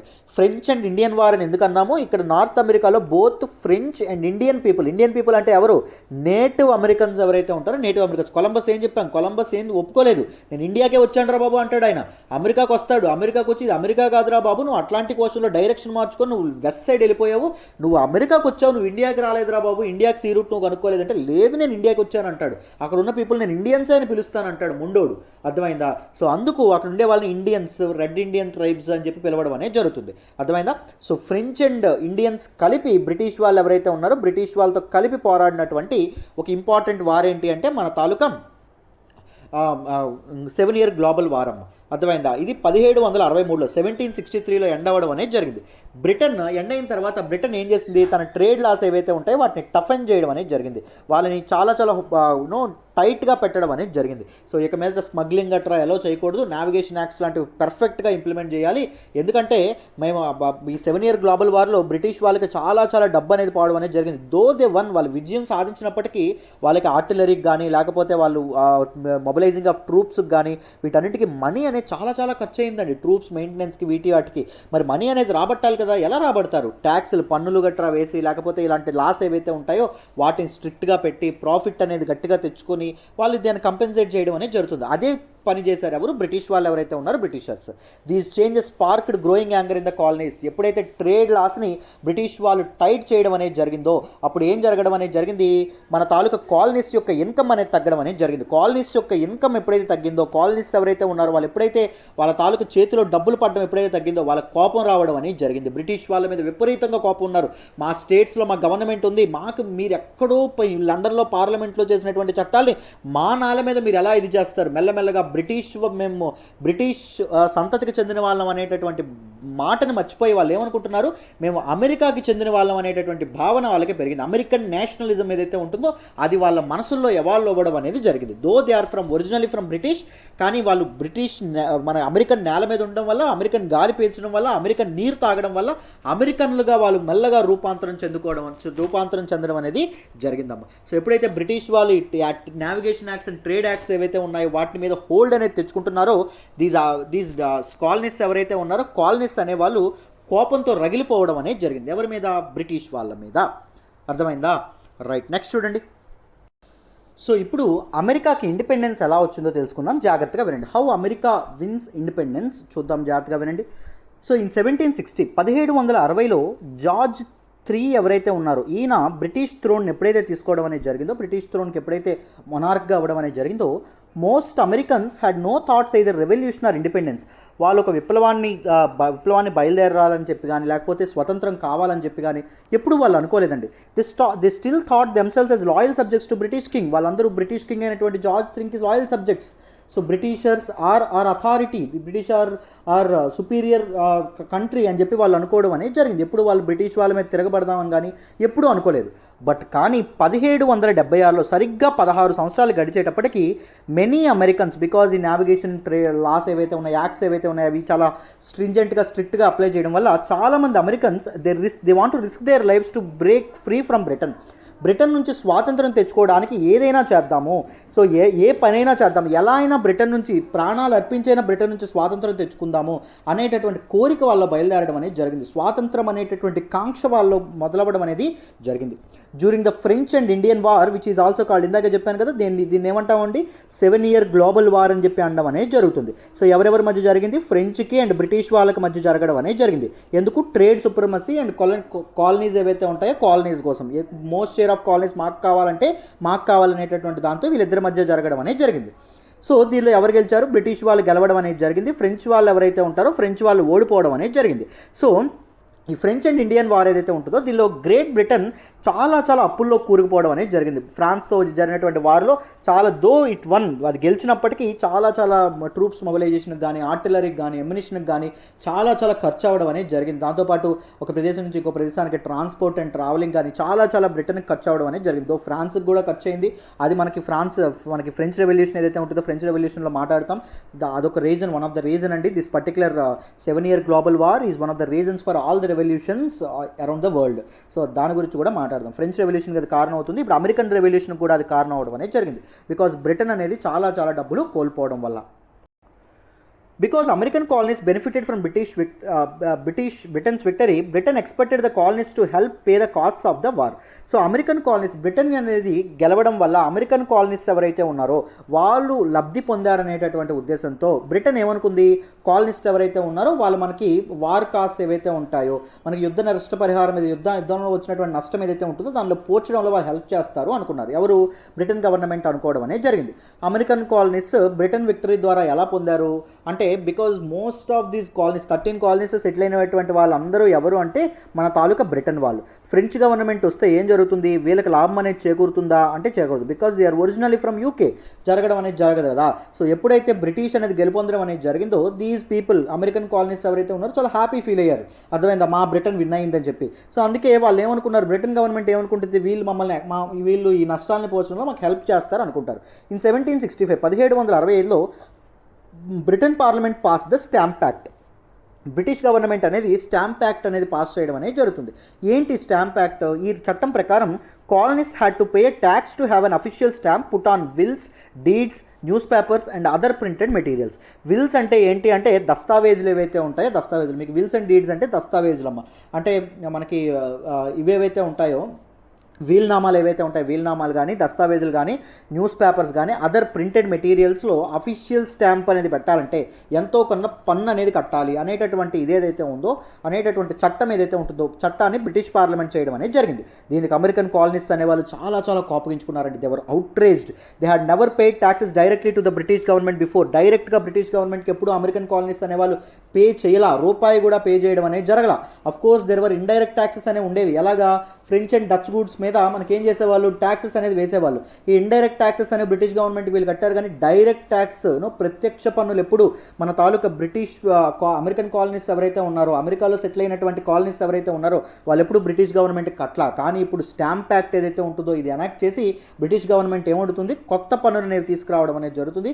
పన్నులు అనేవి కట్టమని చెప్పడం అనేది జరుగుతుంది. Colonial lawyers argued that the stamp tax violated colonists' natural rights. కాలనీస్కి న్యాచురల్గా వచ్చేటటువంటి హక్కులు ఏవైతే ఉన్నాయో వాటిని ఈ స్టాంప్ యాక్ట్ ఏదైతే ఉంటుందో ఇది వైలేట్ చేస్తుందని చెప్పి కొలోనియల్ లాయర్స్ ఎవరైతే ఉంటారో, అమెరికాలో సెటిల్ అయినటువంటి లాయర్స్ ఎవరైతే ఉన్నారో వాళ్ళందరూ అభిప్రాయపడ్డారండి. In Britain citizens consented to tax through their representatives in parliament because the colonies had no such representatives, parliament could not tax them. మన తాలూకా లాయర్లు ఏమంటారు, బ్రిటన్లో ఇలాంటి ట్యాక్సులు చెల్లుతాయి, ఎందుకు, బ్రిటన్లో ఉండేటటువంటి పీపుల్ వాళ్ళు మమ్మల్ని పరిపాలించండి అయ్యా అని చెప్పి రిప్రజెంటేటివ్స్ని ఎన్నుకోవడం అనేది జరిగింది. వాళ్ళు చేసినటువంటి చట్టాలు వీళ్ళకి వర్తించడం అనేది కామన్. ఎందుకు అంటే మామే చట్టాలు చేయండి అనే కదా రిప్రజెంటేటివ్స్ని ఎన్నుకున్నారు. బట్ కానీ అమెరికన్ ప్రజలు ఎప్పుడూ ఆ రిప్రజెంటేటివ్స్ని ఎన్నుకోవాలి. వాళ్ళందరూ ఎవరు ఎన్నుకున్నారు, బ్రిటన్ పీపుల్ ఎన్నుకోవడం అనేది జరిగింది. మరి రిప్రజెంటేటివ్స్ లండన్లో ఎక్కడో ఉండేటటువంటి రిప్రజెంటేటివ్స్, మన తాలూకు బ్రిటిష్ పీపుల్ ద్వారా ఎన్నికైనటువంటి రిప్రజెంటేటివ్స్ అమెరికాలో ఉండేటటువంటి పీపుల్ మీద చట్టాలు ఎలా చేస్తారు, ఆ చట్టాలు వాళ్ళు చేసినటువంటి చట్టాలు ఎట్టి పరిస్థితుల్లోనే చెల్లవు. సో స్టాంప్ యాక్ట్ ఏదైతే ఉంటుందో ఇట్ ఈస్ అల్ట్రా వైర్స్, అది సరైనది కాదు అని చెప్పి మనకి చెప్పడం అనేది జరిగింది. అర్థమైందా? సో నెక్స్ట్ చూడండి అమ్మా. సో అప్పుడు మన కాలనిస్ట్ ఎవరైతే ఉన్నారో they demonstrated the defiance of this tax with angry protest and boycott of British manufactured goods. ఈ టైప్ పన్ను ఏదైతే ఉంటుందో దానికి వ్యతిరేకంగా చాలా నిరసనలు చేశారండి. దాంతోపాటు బ్రిటిష్ మ్యానుఫ్యాక్చర్డ్ గూడ్స్ ఏవైతే ఉంటాయో, మనకి ఇక్కడ నుంచి రా మెటీరియల్స్ వెళ్ళి మన తాలూకు అక్కడ నుంచి బ్రిటన్ నుంచి ఏమొచ్చే ఫినిష్డ్ ప్రొడక్ట్స్ వచ్చాయి కదా, బ్రిటిష్లో మెటల్లో మ్యానుఫ్యాక్చర్ అయినటువంటి గూడ్స్ ఏవైతే ఉంటాయో దాన్ని బాయ్కాట్, నిషేధించాలి అనేటటువంటి తీర్మానం చేయడం అనేది జరిగింది కాలనీస్ అందరూ కలిపి. The boycott proved so effective that Parliament gave up and repealed the Stamp Act in 1766.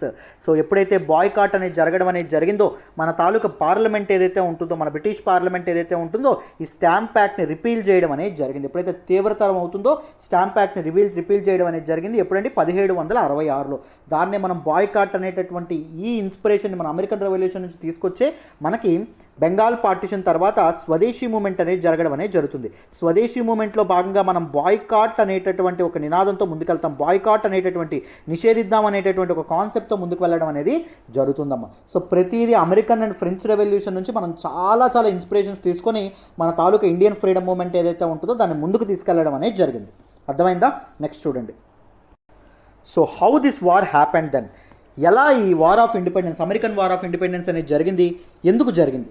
Growing hostility leads to war, శత్రుత్వం ఏదైతే ఉంటుందో, ఈ తాలూకా అసంతృప్తి, డిసప్పాయింట్మెంట్ ఏదైతే ఉంటుందో బ్రిటిష్ గవర్నమెంట్ మీద కాలనిస్టులకు ఉండేటటువంటి డిసప్పాయింట్మెంటే ఈ యుద్ధానికి దారి తీసిందండి. Over the next decade further events steadily led to war, ఆ తర్వాత జరిగినటువంటి ఈవెంట్స్ ఏవైతే ఉన్నాయో యుద్ధానికి దారి తీయడం అనేది జరిగింది. Some colonial leaders such as Boston's Samuel Adams favoured independence from Britain, చాలామంది కింగ్ ఆడమ్స్ కింద పనిచేసినటువంటి చాలామంది మాకు ఇండిపెండెన్స్ అక్కర్లేదు అనుకున్న some important rulers like Boston స్టేట్కి సంబంధించినటువంటి శామ్యూల్ ఆడమ్స్ ఎవరైతే ఉన్నారో is a great important scholar అండి. ఈయన బ్రిటన్ నుంచి ఇండిపెండెన్స్, స్వతంత్రం అవ్వాలి అనేటటువంటి నినాదంతో ముందుకు రావడం అనేది జరిగింది. They encouraged conflict with British authorities, దానికోసం ఏవైనా చేద్దాం, అవసరమైతే బ్రిటిష్ అథారిటీస్తో తలపడడానికైనా సిద్ధపడదాం అని చెప్పి ఈ తాలూకా ఇన్ఫ్యూరియేట్ చేయడం అనేది జరిగింది. ఈ తాలూకా ప్రొటెస్ట్ ఏదైతే ఉంటుంది, కలెక్టివ్ యాక్షన్స్ ఏవైతే ఉన్నాయో అవి ముందుకు రావడం అనేది జరిగింది. At the same time George third and his ministers made enemies of many moderate colonies by harsh stands. So మన తాలూకా జార్జ్ థర్డ్ ఎవరైతే ఉంటారో, ఈయన ఎవరైతే ఉన్నారో బ్రిటిష్ మొనార్క్ ఎవరైతే ఉన్నారో ఆయన అండ్ అతని తాలూకా మినిస్టర్స్, అతని తాలూకా క్యాబినెట్ ఏదైతే ఉంటుందో harsh stands and harsh laws ఏవైతే ఉంటాయో, యాక్ట్స్ ఏవైతే ఉంటాయో అవి చేయడం వల్ల చాలామంది మోడరేట్ కాలనిస్ట్స్ ఎవరైతే ఉన్నారో these people are very loyalist అండి. These people are very loyal to this particular British.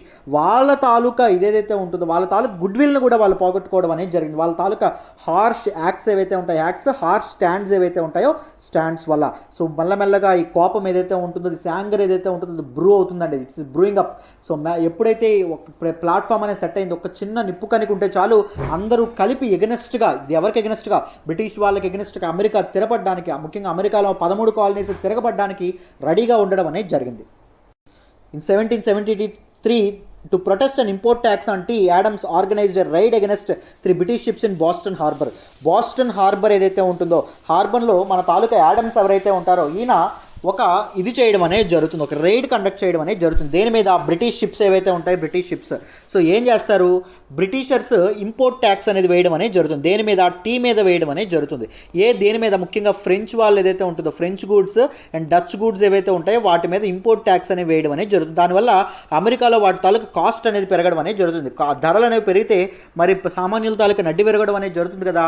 Tea మీద వీరు చేసినటువంటి ఇంపోర్ట్ ట్యాక్స్ ఏదైతే ఉంటుందో దాన్ని ప్రొటెస్ట్గా యాడమ్స్ ఎవరైతే ఉన్నారో ఈయన ఏం చేశారు, బ్రిటిష్ షిప్స్, బాస్టన్ హార్బర్లో పార్క్ చేసినటువంటి బ్రిటిష్ షిప్స్ మీద రైడ్ కండక్ట్ చేయడం అనేది జరుగుతుందమ్మా.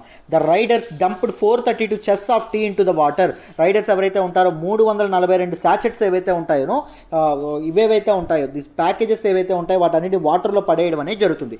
George III infuriated by the Boston tea party, దీన్నే మనం బాస్టన్ టీ పార్టీ అని చెప్పి అనడం అనేది జరుగుతుంది. సో బాస్టన్ టీ పార్టీకి చాలా కోపం వస్తుందండి. ఎవరండి? మన బ్రిటిష్ మొనార్క్ అయినటువంటి జార్జ్ III ఎవరైతే ఉన్నారో ఆయన బ్రిటిష్ నేవీ ఏదైతే ఉంటుందో దానికి ఆర్డర్ ఇవ్వడం అనేది జరుగుతుంది. ఏంటి? బాస్టన్ పోర్ట్ ఏదైతే ఉంటుందో దాన్ని క్లోజ్ చేసేయండి అని చెప్పడం అనేది జరుగుతుంది. బాస్టన్ పోర్ట్ క్లోజ్ చేయమని చెప్పి జార్జ్ III ఇచ్చినటువంటి ఆర్డర్స్తో బ్రిటిష్ ట్రూప్స్ ఏవైతే ఉంటాయో బాస్టన్ సిటీని ఆక్యుపై చేసుకోవడం అనేది జరుగుతుంది. బాస్టన్ హార్బర్ ఏదైతే ఉంటుందో దాన్ని క్లోజ్ చేయడం వల్ల దీస్ కాలనిస్ట్ మర్చెంట్స్ ఎవరైతే ఉంటారో వీళ్ళు కూడా, బ్రిటిష్ ఒకటే వ్యాపారం చేయదు కదా, దీస్ కాలనిస్ట్ కూడా వ్యాపారం చేస్తూ ఉంటారు. వీళ్ళు చాలా నష్టాలకు గురవ్వడం అనేది జరుగుతుంది. దాంతోపాటు బ్రిటిష్ ట్రూప్స్ ఏవైతే ఉన్నాయో బాస్టన్ సిటీని ఆక్రమించుకోవడం వల్ల అక్కడ కూడా వైలెన్స్ అనేది ఇన్ఫ్యూరియేట్ అవ్వడం అనేది జరుగుతుందమ్మా. ఇన్ సెప్టెంబర్ 1774, 1774 సెప్టెంబర్లో representatives from every colony except Georgia gathered in Philadelphia to form the first Continental Congress. 1774 సెప్టెంబర్లో రిప్రజెంటేటివ్స్ ప్రతి ఒక్క కాలనీలో, అంటే 13 colonies of British, 13 American colonies of British నుంచి ఎక్స్పర్ట్స్ ఎవరైతే, రిప్రజెంటేటివ్స్ ఎవరైతే ఉన్నారో వాళ్ళందరూ గ్యాదర్ అవ్వడం అనేది జరిగింది. జార్జియా తప్పించి మిగిలిన 12 కాలనీస్ నుంచి గ్యాదర్ అయ్యారండి. ఎక్కడ? ఫిలడెల్ఫియాలో గ్యాదర్ అవ్వడం అనేది జరిగింది. సో ఎందుకు అంటే to form first Continental Congress, ఒక ఫస్ట్ అమెరికన్ ఇండిపెండెన్స్ కోసం పోరాడడానికి ఒక ఫస్ట్ కాంగ్రెస్ అనేది ఏర్పాటు చేయడం కోసం, ఒక ఆర్గనైజేషనల్గా ఈ తాలూకా ఇదేదైతే ఉంటుందో ఒక ఆర్గనైజేషన్, ఒక ఫిలాసఫీతో ఈ రెవల్యూషన్ అనేది ముందుకు తీసుకెళ్ళడం కోసం. This group protested the treatment of Boston. బాస్టన్ని మన బ్రిటిష్ ట్రూప్స్ ఏవైతే ఉన్నాయో ఆక్యుపై చేసుకోవడం కానీ, బాస్టన్ పోర్ట్ అండ్ బాస్టన్ హార్బర్ని క్లోజ్ చేయడం కానీ, మన తాలూకా క్లోజ్ చేయడాన్ని ఫస్ట్ కాంటినెంటల్ కాంగ్రెస్ ఏదైతే ఉంటుందో అది ప్రొటెస్ట్ చేయడం అనేది జరుగుతుంది.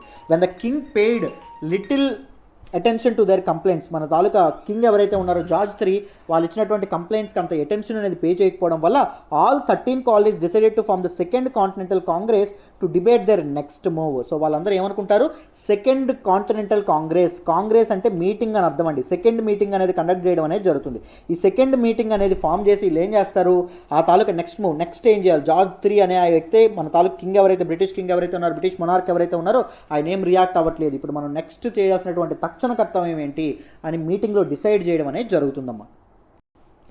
ఆన్ ఏప్రిల్ 19, 1775 1775 ఏప్రిల్ 19న British soldiers and American military men exchanged gun fire on the village green in Lexington, Massachusetts. So 13 కాలనీస్లో వన్ ఇంపార్టెంట్ ఇదైనటువంటి మసాచుసెట్స్ ఏదైతే ఉంటుందో, మసాచుసెట్స్లో లెక్సింగ్టన్లో ఉన్నటువంటి ఒక విలేజ్లో ఈ తాలూకా బ్రిటిష్ సోల్డియర్స్కి అండ్ అమెరికన్ మిలిటరీ మెన్ ఎవరైతే ఉన్నారో వీళ్ళ మధ్య మొదటిసారి ఒక కాన్ఫ్లిక్ట్ అనేది మొదలవ్వడం అనేది జరుగుతుంది.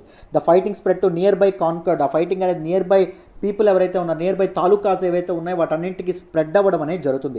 When the news of the fighting reach the second Continental Congress, ఎప్పుడైతే ఆ సెకండ్ కాంటినెంటల్ కాంగ్రెస్ అనే ఆర్గనైజేషన్ తెలియడం అనేది జరుగుతుందో, its members voted to raise an army under the command of Virginian named George Washington. ఇప్పటి వరకు మన వాళ్ళు ఎవరైతే ఉన్నారో, బ్రిటిష్ వాళ్ళు ఎవరైతే ఉన్నారో, ఎప్పుడు ఆర్మ్స్ మన మీద ఎత్తలేదు, ఇప్పుడు ఆర్మ్స్ కూడా మన మీద ఎత్తడం అనేది జరిగింది. వైలెంట్ అటాక్స్లో కూడా పార్టిసిపేట్ చేస్తున్నారు. సో మనం బ్రిటిష్ సంతతికి చెందిన వాళ్ళం అని కూడా వాళ్ళు ఆలోచించట్లేదు, మన మీద తిరగబడ్డానికి కూడా వాళ్ళు సిద్ధపడుతున్నారు. సో మనం కూడా వాళ్ళ మీద తిరగబడ్డానికి ఏం తప్పులేదు, ముళ్ళును ముళ్ళుతోనే తీయాలి అని చెప్పి మన తాలూకా సెకండ్ కాంటినెంటల్ కాంగ్రెస్ యొక్క మెంబర్స్ ఎవరైతే ఉన్నారో వాళ్ళతో పోరాడడానికి మనకంటూ ఒక ఆర్మీ అనేది కావాలని చెప్పి ఒక ఆర్మీ అనేది రైజ్ చేయడం అనేది జరుగుతుంది. ఒక ఆర్మీ ఏదైతే ఉంటుందో ఒక సైన్యాన్ని రైజ్ చేయడం అనేది జరుగుతుంది under the command of Virginian named George Washington అనేటటువంటి ఒక వ్యక్తి ఎవరైతే ఉంటారో, one of the very important commander ఎవరైతే ఉంటారో, జనరల్ ఎవరైతే ఉంటారో ఆయన కమాండర్ అధ్యక్షతన ఒక ఆర్మీని రైజ్ చేస్తారండి. తర్వాత మీకు జార్జ్ వాషింగ్టన్ డీసీ ఆయన పేరు మీద వచ్చింది. జార్జ్ వాషింగ్టన్ కృషి వల్ల అమెరికాకి ఇండిపెండెన్స్ కూడా రావడం అనేది జరిగింది. తర్వాత మాట్లాడుకుంటాం.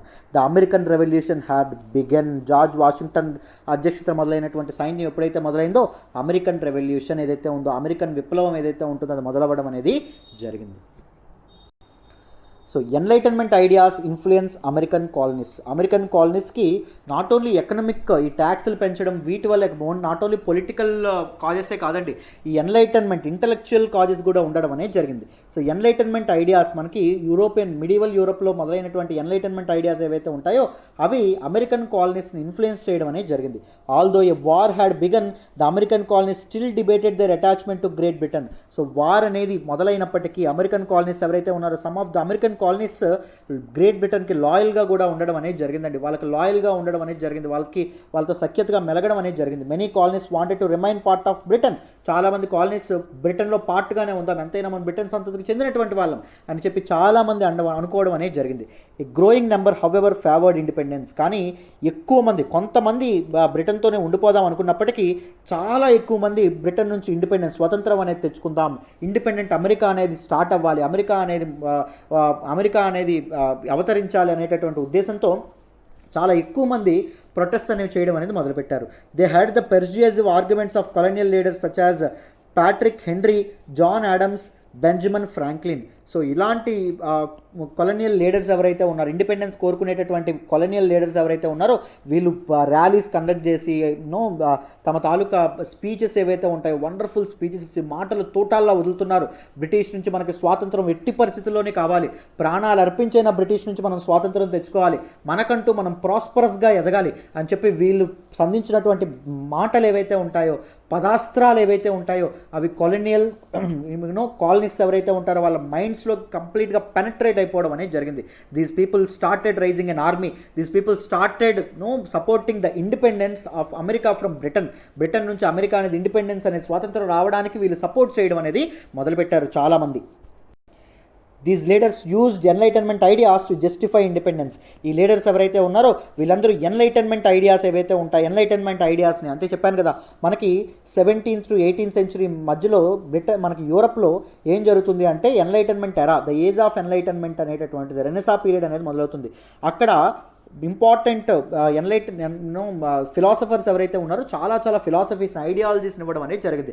వాటిని అమెరికన్ రెవల్యూషన్లో వీళ్ళు వాడడం అనేది జరిగింది. The colonies has asked for the same political rights as people in Britain, they said but the king had stubbornly refused. So మొదట అమెరికన్లో అడిగినటువంటి మొదటి డిమాండ్ ఏంటంటే బ్రిటన్ పీపుల్ ఎవరైతే ఉన్నారో వాళ్ళకి ఎలాంటి పొలిటికల్ రైట్స్ ఏవైతే ఉన్నాయో, అంటే ఓటు హక్కు కానీ, యూనివర్సల్ అడల్ట్ ఫ్రాంచైజ్, సఫ్రేజ్ అని కూడా అంటాం.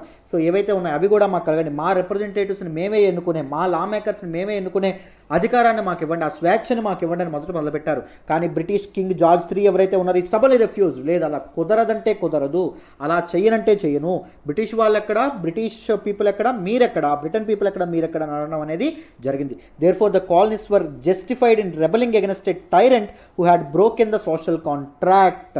చాలా చాలా ఇంపార్టెంట్ అండి. సోషల్ కాంట్రాక్ట్ రూసో ఇవ్వడం అనేది జరుగుతుంది. So Russo is one of the very important enlightenment ఏజ్లో వచ్చినటువంటి ఇంపార్టెంట్ ఫిలాసఫర్ అండి. చెప్పిన జాగ్రత్తగా వినండి, ఇక్కడ మీకు క్లియర్గా అర్థమవుతుంది. Therefore the colonies were justified in rebelling against a tyrant. Tyrant అంటే ఏంటంటే ఒక అప్రెసివ్ రూలర్. సో మాట వినిపించుకొని మనల్ని కంట్రోల్ చేయాలనుకునేటటువంటి రూలర్ ఎవరైతే ఉన్నారో ఆయన టైరెంట్ అని చెప్పి పిలవడం అనేది జరుగుతుంది. అర్థమైందా? అలాంటి ఒక వ్యక్తి మీద పోరాటం తప్పేం కాదని చెప్పి కాలనీస్ కన్విన్స్ అవుతారండి. ఎందుకు? మన తాలూకా కింగ్ ఎవరైతే ఉన్నారో వాళ్ళు ఆయన ఫస్ట్ డిమాండ్ రిఫ్యూజ్ చేశారు కాబట్టి. సో ఈ కింగ్ ఏం చేశారు? సోషల్ కాంట్రాక్ట్ ఏదైతే ఉంటుందో దాన్ని రిఫ్యూజ్ చేశారు. ఏంటండి social contract? So social contract ఏం చెప్పడం అనేది జరుగుతుంది అంటే, మన రూసో ఏమంటాడంటే మ్యాన్ ఈజ్ బార్న్ ఫ్రీ, మనిషి ఫ్రీగా పుట్టాడు, స్వేచ్ఛగా పుట్టాడు, but is everywhere in chains. కానీ ఈ తాలూకా ఇదేదైతే ఉంటుందో బందీలో ఆయన ఉండడం అనేది జరుగుతుంది. ఆయన ఏం చెప్పాడంటే పీపుల్కి ఫ్రీడమ్ అనేది ఎప్పుడు వస్తుంది అంటే, ట్రూ ఫ్రీడమ్ ఎప్పుడు వస్తుంది అంటే if they lived in a civil society. ఒక సివిల్ సొసైటీ, ఏ సివిల్ సొసైటీస్ అయితే రైట్స్ అనేవి ఎన్ష్యూర్ చేయబడతాయో, హక్కులు అనేవి ఎన్ష్యూర్ చేయబడతాయో అక్కడే పీపుల్ ఫ్రీడమ్తో ఉండగలరు. సో అలాంటి సివిల్ సొసైటీ ఏర్పాటు అవ్వాలంటే ఏం చేయాలి? ప్రతి ఒక్కరూ ఓటేసి రిప్రజెంటేటివ్స్ని గెలిపించుకోవాలి. అంటే అల్టిమేట్ సావరెంటీ అనేది ప్రజల చేతుల్లో ఉండాలని చెప్పి సోషల్ కాంట్రాక్ట్ థియరీ అనేది చెప్పడం అనేది జరుగుతుంది. సో ఒక కాంట్రాక్ట్ ద్వారా సొసైటీ యొక్క లీడర్షిప్ అనేది ఉండాలి అని చెప్పి రూసో అభిప్రాయపడతాడండి. సో పీపుల్ అందరూ కలిసి ఒక కాంట్రాక్ట్, ఒక అగ్రిమెంట్ చేసుకోవాలి. వీళ్ళైతే నన్ను సమర్థవంతంగా పరిపాలిస్తారు, ఈ గవర్నమెంట్ ఏర్పడితే నేను సమర్థవంతంగా నా రైట్స్ అనేవి ఎన్ష్యూర్ అవ్వబడతాయి అని చెప్పి వాళ్ళు అనుకున్నప్పుడు చక్కనైనటువంటి ప్రభుత్వం, వాళ్ళ రైట్స్ అనేవి నిజంగా ఎన్ష్యూర్ అవ్వబడతాయి అంటే పీపుల్ ఓట్ వేయాలి, అల్టిమేట్ సావరెంటీ పీపుల్ చేతిలో ఉండాలని చెప్పి రూసో అభిప్రాయపడడం అనేది జరుగుతుంది. అర్థమైందా? సో రూసో చెప్పినటువంటి ఒక important theory. And in July 1776 ఇవన్నీ నేను ముందు చెప్పానండి మీకు ఎన్లైటన్మెంట్ ఏజ్లో, అవన్నీ యూట్యూబ్లో కొన్ని అప్లోడ్ చేయలేదు. మీకు కంప్లీట్ కోర్స్ తీసుకుంటామా, మీకు చాలా వాల్యూ ఎడిషన్ అనేది ఉంటుంది. వరల్డ్ హిస్టరీ అద్భుతంగా నేర్చుకుంటారు, చాలా విషయాల గురించి కంప్లీట్గా మీకు మైండ్లోకి వెళ్ళిపోతుంది, వేరే వాళ్ళకి చెప్పగలుగుతారు కూడా. అర్థమైందా? ట్రస్ట్ మీ, నన్ను నమ్మి జాయిన్ అవ్వండి. So in July 1776, the Second Continental Congress issued the Declaration of Independence. So మొత్తానికి ఎప్పుడైతే ఈ తాలూకా కింగ్ జార్జ్ III ఎవరైతే ఉన్నారో ఆయన కంప్లీట్గా ఎడమెంట్గా ఉంటారో, సో డిమాండ్, సో బ్రిటన్ పీపుల్కి ఎలాంటి పొలిటికల్ రైట్స్ ఉంటాయో మాకు కూడా అలాంటి రైట్సే కావాలి అని చెప్పి వీళ్ళు అడుగుతారు కదా. ఎవరు అడగడం అనేది జరుగుతుంది? మన తాలూకా అమెరికన్స్ కూడా అడుగుతారు కదా కాలనీస్. ఎప్పుడైతే ఆయన అబ్జెక్ట్ చేయడం అనేది జరుగుతుందో, రిఫ్యూజ్ చేయడం అనేది జరుగుతుందో, సెకండ్ కాంటినెంటల్ కాంగ్రెస్ ఏదైతే ఉంటుందో it will issue A declaration of independence. స్వతంత్రం అమెరికాకు వచ్చేసింది అనేటటువంటి డిక్లరేషన్ ఏదైతే ఉంటుందో దాన్ని ఇష్యూ చేయడం అనేది జరుగుతుంది. ఇది మొదటి మెట్టు అండి, తిరగబడ్డానికి మొదటి మెట్టు. This particular declaration of independence, this particular document ఏదైతే ఉంటుందో it was written by Thomas Jefferson. ఈయన రాయడం అనేది జరిగింది. British lawmaker American lawmaker ఎవరైతే ఉన్నారో, important lawmaker Thomas Jefferson రాయడం అనేది జరిగింది. Was firmly based on the ideas of John Locke and the enlightenment. John Locke ఎవరైతే ఉన్నారో ఈయన కూడా ఏం చెప్తారు అంటే అల్టిమేట్ సావరెంటీ ఎవరి చేతిలో ఉండాలి? పీపుల్ చేతిలో ఉండాలి. ఒకవేళ గవర్నమెంట్ అనేది పీపుల్ తాలూకా రైట్స్ ఏవైతే ఉన్నాయో రైట్స్ని ఎన్ష్యూర్ చేయకపోతే people have the legitimate right to over throw that particular government. ఏదైనా గవర్నమెంట్ ప్రజల తాలూకా హక్కుల్ని వైలేట్ చేస్తుంది అనుకోండి, ప్రజల తాలూకా హక్కుల్ని సంరక్షించట్లా, ప్రజల తాలూకా హక్కుల్ని లాగేసుకుంటుంది అనుకోండి, ఆ ప్రభుత్వాన్ని కూలదోసేటటువంటి అధికారం కూడా ప్రజలకు ఉంది అని చెప్పి జాన్ లాక్ ఎవరైతే ఉన్నారో ఆయన చెప్పడం అనేది జరుగుతుంది. ఎన్లైటన్మెంట్ పీరియడ్లో రూసో కానీ లాక్ కానీ వీళ్ళు చెప్పినటువంటి ఇంపార్టెంట్ ఇవేవైతే ఉంటాయి, ఇంపార్టెంట్ థియరీస్ ఏవైతే ఉంటాయో అండ్ దాంతోపాటు సెపరేషన్ ఆఫ్ పవర్స్ కానీ, మన తాలూకా ఇతనే మాంటెక్స్క్యూ చెప్పినటువంటి సెపరేషన్ ఆఫ్ పవర్స్, ఈ థియరీస్ని బేస్ చేసుకొని, వెస్ట్రన్ పొలిటికల్ థాట్ని బేస్ చేసుకొని ఈ తాలూకా డాక్యుమెంట్ అనేది ఆయన రాయడం అనేది జరిగింది. The declaration reflected these ideas in its eloquent argument for natural rights.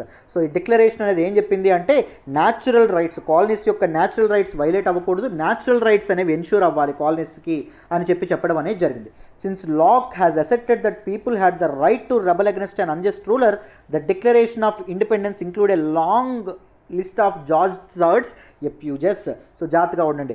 So lock ఏం చెప్పారు, ఈయన దేని మీద అసెట్, దేని మీద ఎంఫసైజ్, దేని మీద ప్రెజర్ పెట్టారు, people had the right to rebel against unjust ruler.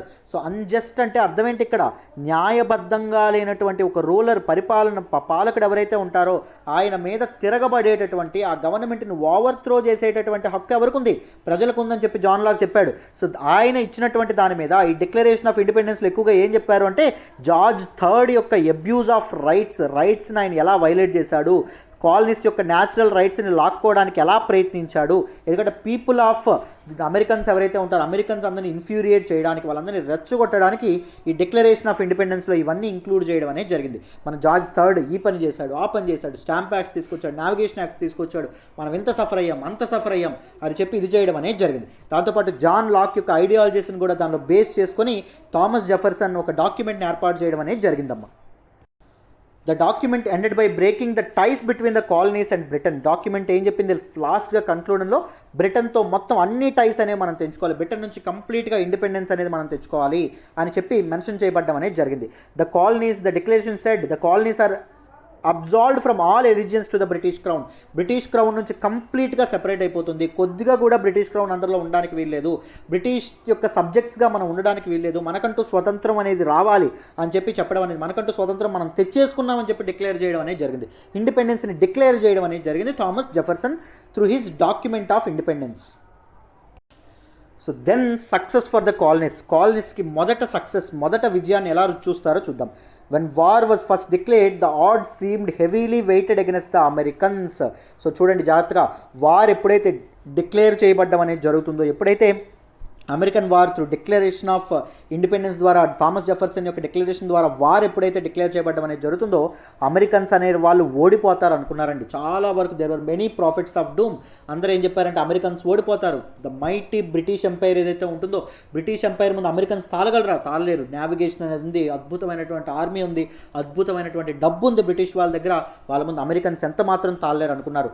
Washington's ragtag poorly trained army faced the well trained forces of the most powerful country in the world.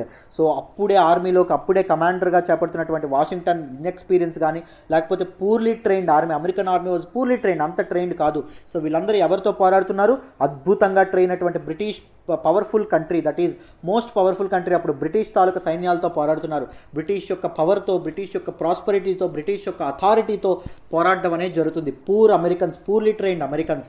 So Americans అనే వాళ్ళు తప్పకుండా ఓడిపోతారు, Americans గెలిచేది ఎక్కడ అని అందరూ అనుకున్నారు. So అందరూ మనల్ని కూడా జీవితంలో క్రిటిసైజ్ చేస్తూ ఉంటారండి. సో కానీ మనకి ఎప్పుడు కాలమే సమాధానం చెప్తుంది మనకి విజయం ఎలా వస్తుందా అని చెప్పి. చూడండి అమెరికన్స్ ఎలా గెలిచారో చెప్తాను. In the end however the Americans won their war for independence. కానీ అందరూ లేదు అమెరికన్స్ ఓడిపోతారు అన్నప్పటికీ, సో అందరి తాలూకు ఎక్స్పెక్టేషన్స్ని కాలు రాస్తూ తిప్పి కొడుతూ అమెరికా అనేది స్వాతంత్రం అనేది తెచ్చుకోవడం అనేది జరిగింది. అమెరికా అనేది విజయం సాధించడం అనేది జరిగింది, విజయభేరి మోహించడం అనేది జరిగిందండి. ఎవరి మీద, బ్రిటిష్ వాళ్ళ మీద.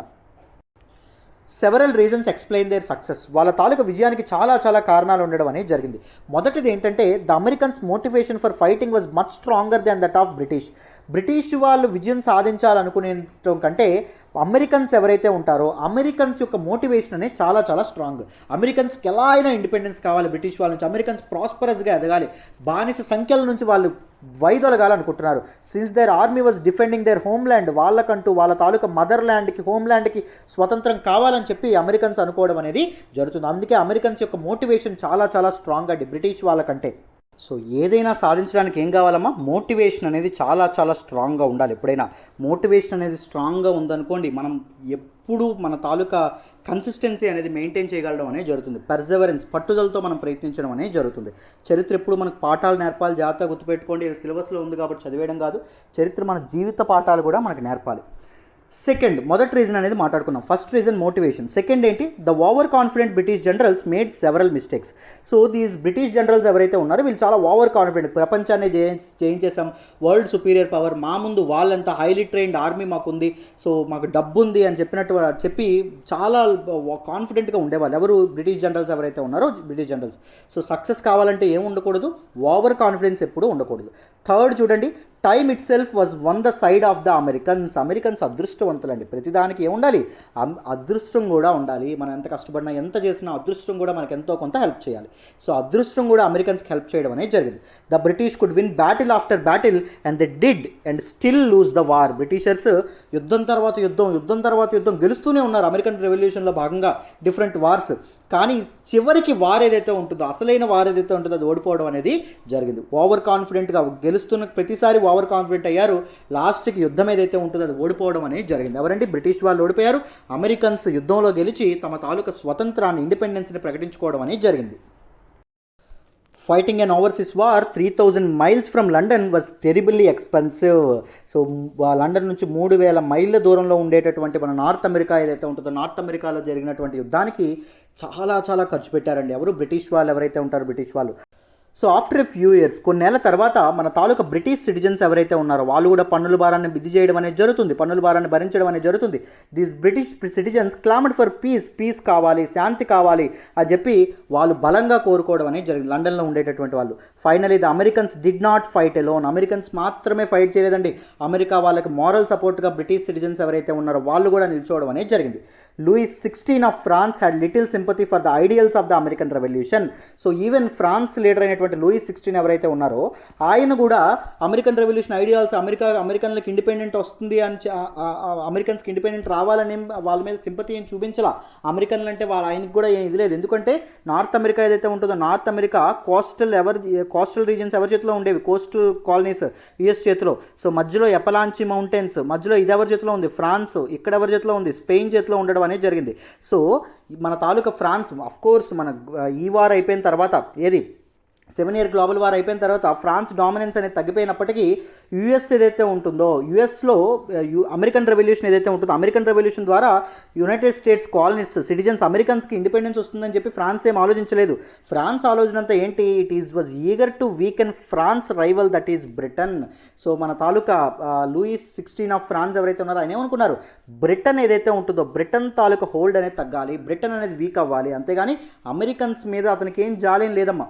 French entry into war in 1778 was decisive. French ఏదైతే ఉంటుందో 1778లో వార్లోకి, అమెరికన్ వార్ ఆఫ్ ఇండిపెండెన్స్లోకి ఎంటర్ అవ్వడం అనేది జరిగింది. అండ్ ఫ్రెంచ్ ఎంట్రన్స్తో వార్ అనేది కొలిక్కి రావడం అనేది జరిగింది. వార్ యొక్క రిజల్ట్ అనేది ఆబ్వియస్, కంటికి కనిపించడం అనేది జరిగింది. In 1781, the combined forces of about 9,500 Americans and 7,800 French trapped a British army commanded by Lord Cornwallis near Yorktown, Virginia. 1781లో వర్జీనియాలోని యార్క్ టౌన్ ఏదైతే ఉంటుందో, బ్రిటిష్ యొక్క 13 కాలనీస్లో ఫస్ట్ కాలనీ వర్జీనియాలో ఎంటర్ అయ్యారని చెప్పామా, వర్జీనియాలోని మేరీల్యాండ్లో. వర్జీనియా ఏదైతే ఉంటుందో, వర్జీనియాలో నియర్ యార్క్ టౌన్ దగ్గర మొత్తం 9,500 American soldiers and 7,800 French soldiers ఎవరైతే ఉన్నారో వీళ్ళిద్దరూ కలిసి బ్రిటిష్ ఆర్మీని క్యాప్చర్ చేయడం అనేది జరిగింది, బ్రిటిష్ ఆర్మీని ట్రాప్ చేయడం అనేది జరిగింది. దట్ అప్పుడు ఆ బ్రిటిష్ ఆర్మీని రూల్ చేసినటువంటి ఇతను ఎవరు? లార్డ్ కార్న్వాలిస్ ఎవరైతే ఉన్నారో, కార్న్వాలిస్ ఈయన the father of Indian civil services అనడం అనేది జరుగుతుంది. కార్న్వాలిస్ ఎవరైతే ఉన్నారో ఆయన కమాండ్ని లీడ్ చేశారు. ఆ కమాండ్ని లీడ్ చేసినప్పుడు మన తాలూకా both American soldiers and French soldiers British ఆర్మీని ట్రాప్ చేయడం అనేది జరిగింది. Unable to escape, Cornwallis surrendered. Escape అవ్వలేక కార్న్వాలిస్ తన సరెండర్ ఏదైతే ఉంటుందో దాన్ని ప్రకటించడం అనేది జరిగింది. బ్రిటిష్ ఆర్మీ అనేది అమెరికన్ల యొక్క పాదాల ముందు సరెండర్ అవ్వడం అనేది జరిగింది. The Americans were victorious. So అప్పుడు ద మైటీ బ్రిటిష్ ఆర్మీ నుండి అమెరికా అనేది విజయకేతనం ఎగురవేయడం అనేది జరిగింది. అద్భుతమైనటువంటి సక్సెస్ అనేది, విక్టోరియస్గా ఎదగడం అనేది జరిగింది, సక్సెస్ అనేది చవి చూడడం అనేది జరిగిందమ్మా. సో అమెరికన్ వార్ ఆఫ్ ఇండిపెండెన్స్లో అమెరికన్లు గెలిచారు. సో వీక్ అని మొదట అన్నప్పటికీ బికాస్ ఆఫ్ దేర్ మోటివేషన్ ఏదైతే ఉంటుందో, మోటివేషన్, దాంతోపాటు over confidence of their rivals, that is British commander generals ఎవరైతే ఉన్నారో వాళ్ళ తాలూకు ఓవర్ కాన్ఫిడెన్స్ని లబ్ధి పొంది వీళ్ళు గెలవడం అనేది జరిగింది కదా. సో దాంతోపాటు గెలవించిన వెంటనే అమెరికన్స్ రిపబ్లిక్ని క్రియేట్ చేయడం అనేది జరిగింది. రిపబ్లిక్ అంటే ఏంటి? A nation with an elected head అండి, నాట్ మొనార్క్ కాకుండా ఎలక్టెడ్ హెడ్ ఎవరైతే ఉంటారో ఆయన్ని ఏర్పాటు చేసుకోవడం. జాగ్రత్తగా వినండి. Shortly after declaring their independence, వాళ్ళ స్వతంత్రాన్ని డిక్లేర్ చేసుకున్న కొద్ది రోజులకే the 13 individual states recognize the need for national government. ఒక జాతీయ ప్రభుత్వం అనేది ఉండాలి. స్టేట్ గవర్నమెంట్స్, కాలనీస్ అనేవి వేరువేరుగా ఉండకూడదు. ఒక మా అందరికీ కలిపి ఒక నేషనల్ గవర్నమెంట్ ఉండాలని చెప్పి వాళ్ళు అనుకుంటారు. As victory became certain, so ఎప్పుడైతే బ్రిటిష్ చేతుల నుంచి విజయం అనేది వాళ్ళకి ఆబ్వియస్గా కనిపిస్తుందో, ఇన్ 1781 1781లో all 13 states ratified a constitution. So మొత్తం 13 colonies, British colonies, former British colonies ఏవైతే ఉన్నాయో అవి కాన్స్టిట్యూషన్, రాజ్యాంగాన్ని రాటిఫై చేయడం అనేది జరిగింది, ఆమోదించడం అనేది జరిగింది. This plan of government was noun as articles of confederation. So ఒక కాన్స్టిట్యూషన్ ద్వారా గవర్నమెంట్ని, ప్రభుత్వాన్ని ఏర్పాటు చేయాలనేటటువంటి ప్లాన్ని ఆర్టికల్స్ ఆఫ్ కాన్ఫెడరేషన్ అని చెప్పి పిలవడం అనేది జరుగుతుంది. కాన్ఫెడరేషన్ అంటే సమాఖ్య అని చెప్పి అర్థం అండి, కూటమి అని చెప్పి అర్థం, అలయన్స్ అని చెప్పి అర్థం. సో వీళ్ళందరూ ఈ అలయన్స్, ఈ కాన్ఫెడరేషన్ ఏదైతే ఉంటుందో దాన్ని రూల్ చేసేటటువంటి ఆర్టికల్స్, అధికరణలు, ఇవన్నీ ఎలా గవర్న్ చేయబడతాయి? త్రూ దీస్ ఆర్టికల్స్, ఈ అధికరణల ద్వారా గవర్న్ చేయబడతాయి అన్నమాట. సో అర్థమైందా? వీటిని ఏర్పాటు చేయడం అనేది జరిగింది. The articles establish the United states as a republic. So ఈ పర్టికులర్ ఆర్టికల్స్ ఏవైతే ఉన్నాయో ఇవి యునైటెడ్ స్టేట్స్ని రిపబ్లిక్గా మార్చడం అనేది జరిగింది. సో ఈ ఆర్టికల్స్ ఏవైతే ఉన్నాయో యునైటెడ్ స్టేట్స్ని రిపబ్లిక్గా అనౌన్స్ చేయడం అనేది జరిగింది. A government in which citizens rule through elected representatives. చెప్పాను కదా, రిపబ్లిక్ అంటే ఏంటి? పబ్లిక్ రూల్ చేయడం అనేది జరుగుతుంది. రిపబ్లిక్ అంటే ఏంటి? పబ్లిక్ త్రూ రిప్రజెంటేటివ్స్ ద్వారా తమని తాము పరిపాలించుకుంటారన్నమాట. అర్థమైంది? Ultimate sovereignty rest with people, దాన్ని రిపబ్లిక్ అని చెప్పి అనడం అనేది జరుగుతుంది. సో మొనార్కీకి ఎండ్ కార్డ్ వేసి రిపబ్లిక్ అనేది అమెరికా అవ్వడం అనేది జరిగిందమ్మా finally through articles of confederation. The articles create a week national government. So ఏం జరిగింది? నేషనల్ గవర్నమెంట్ ఒకటి ఏర్పాటు చేసుకుందాం అనుకున్నారు, కరెక్టే. కానీ వాళ్ళు ఏర్పాటు చేసుకున్నటువంటి national government weak national government, చాలా బలహీనమైనటువంటి జాతీయ ప్రభుత్వాన్ని ఏర్పాటు చేసింది దిస్ ఆర్టికల్స్ ఆఫ్ కన్ఫెడరేషన్ అండి, కాన్స్టిట్యూషన్ ద్వారా. సో స్ట్రాంగ్ నేషనల్ గవర్నమెంట్ అనేది ఏర్పాటు చేయలేదు. చూడండి, to protect their authority the 13 states created a loose confederation in which they held most of the power. So states ఏవైతే ఉన్నాయి, స్టేట్స్ అథారిటీ అనేది వాళ్ళ చేతుల్లో ఉంచుకోవడానికి, కంప్లీట్ సుప్రమసీ అనేది వాళ్ళ హ్యాండ్స్లో ఉంచుకోవడానికి ఈ 13 స్టేట్స్ ఏమనుకున్నాయి? సో వాళ్ళకంటూ ఎక్కువ పవర్ ఉంచుకుందాము, నేషనల్ గవర్నమెంట్కి తక్కువ పవర్ అనేది ఉంచుదాము అని చెప్పి అనుకోవడం అనేది, నేషనల్ గవర్నమెంట్ వీక్గా కావాలనే మార్చుకోవడం అనేది జరిగింది.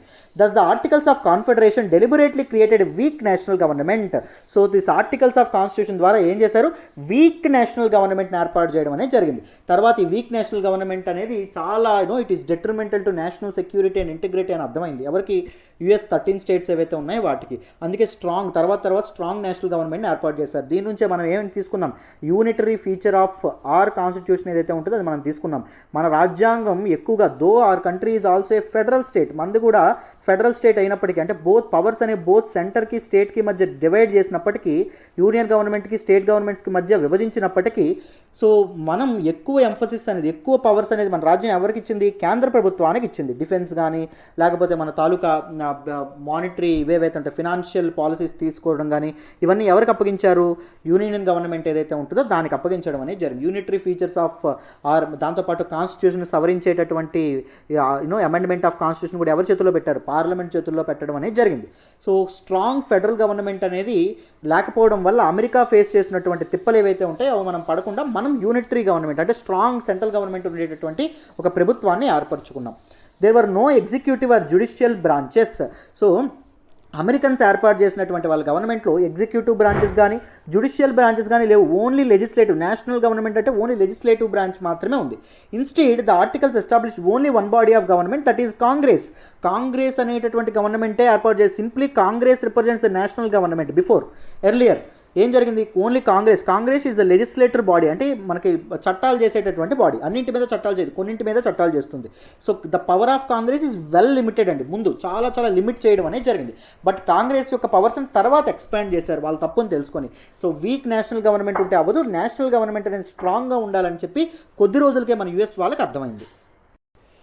Each state regardless of size had one vote in Congress. ప్రతి ఒక్క స్టేట్కి 13 స్టేట్స్కి ఏంటి? 1 ఓటు, కాంగ్రెస్లో 1 ఓటు ఉండడం అనేది జరిగింది.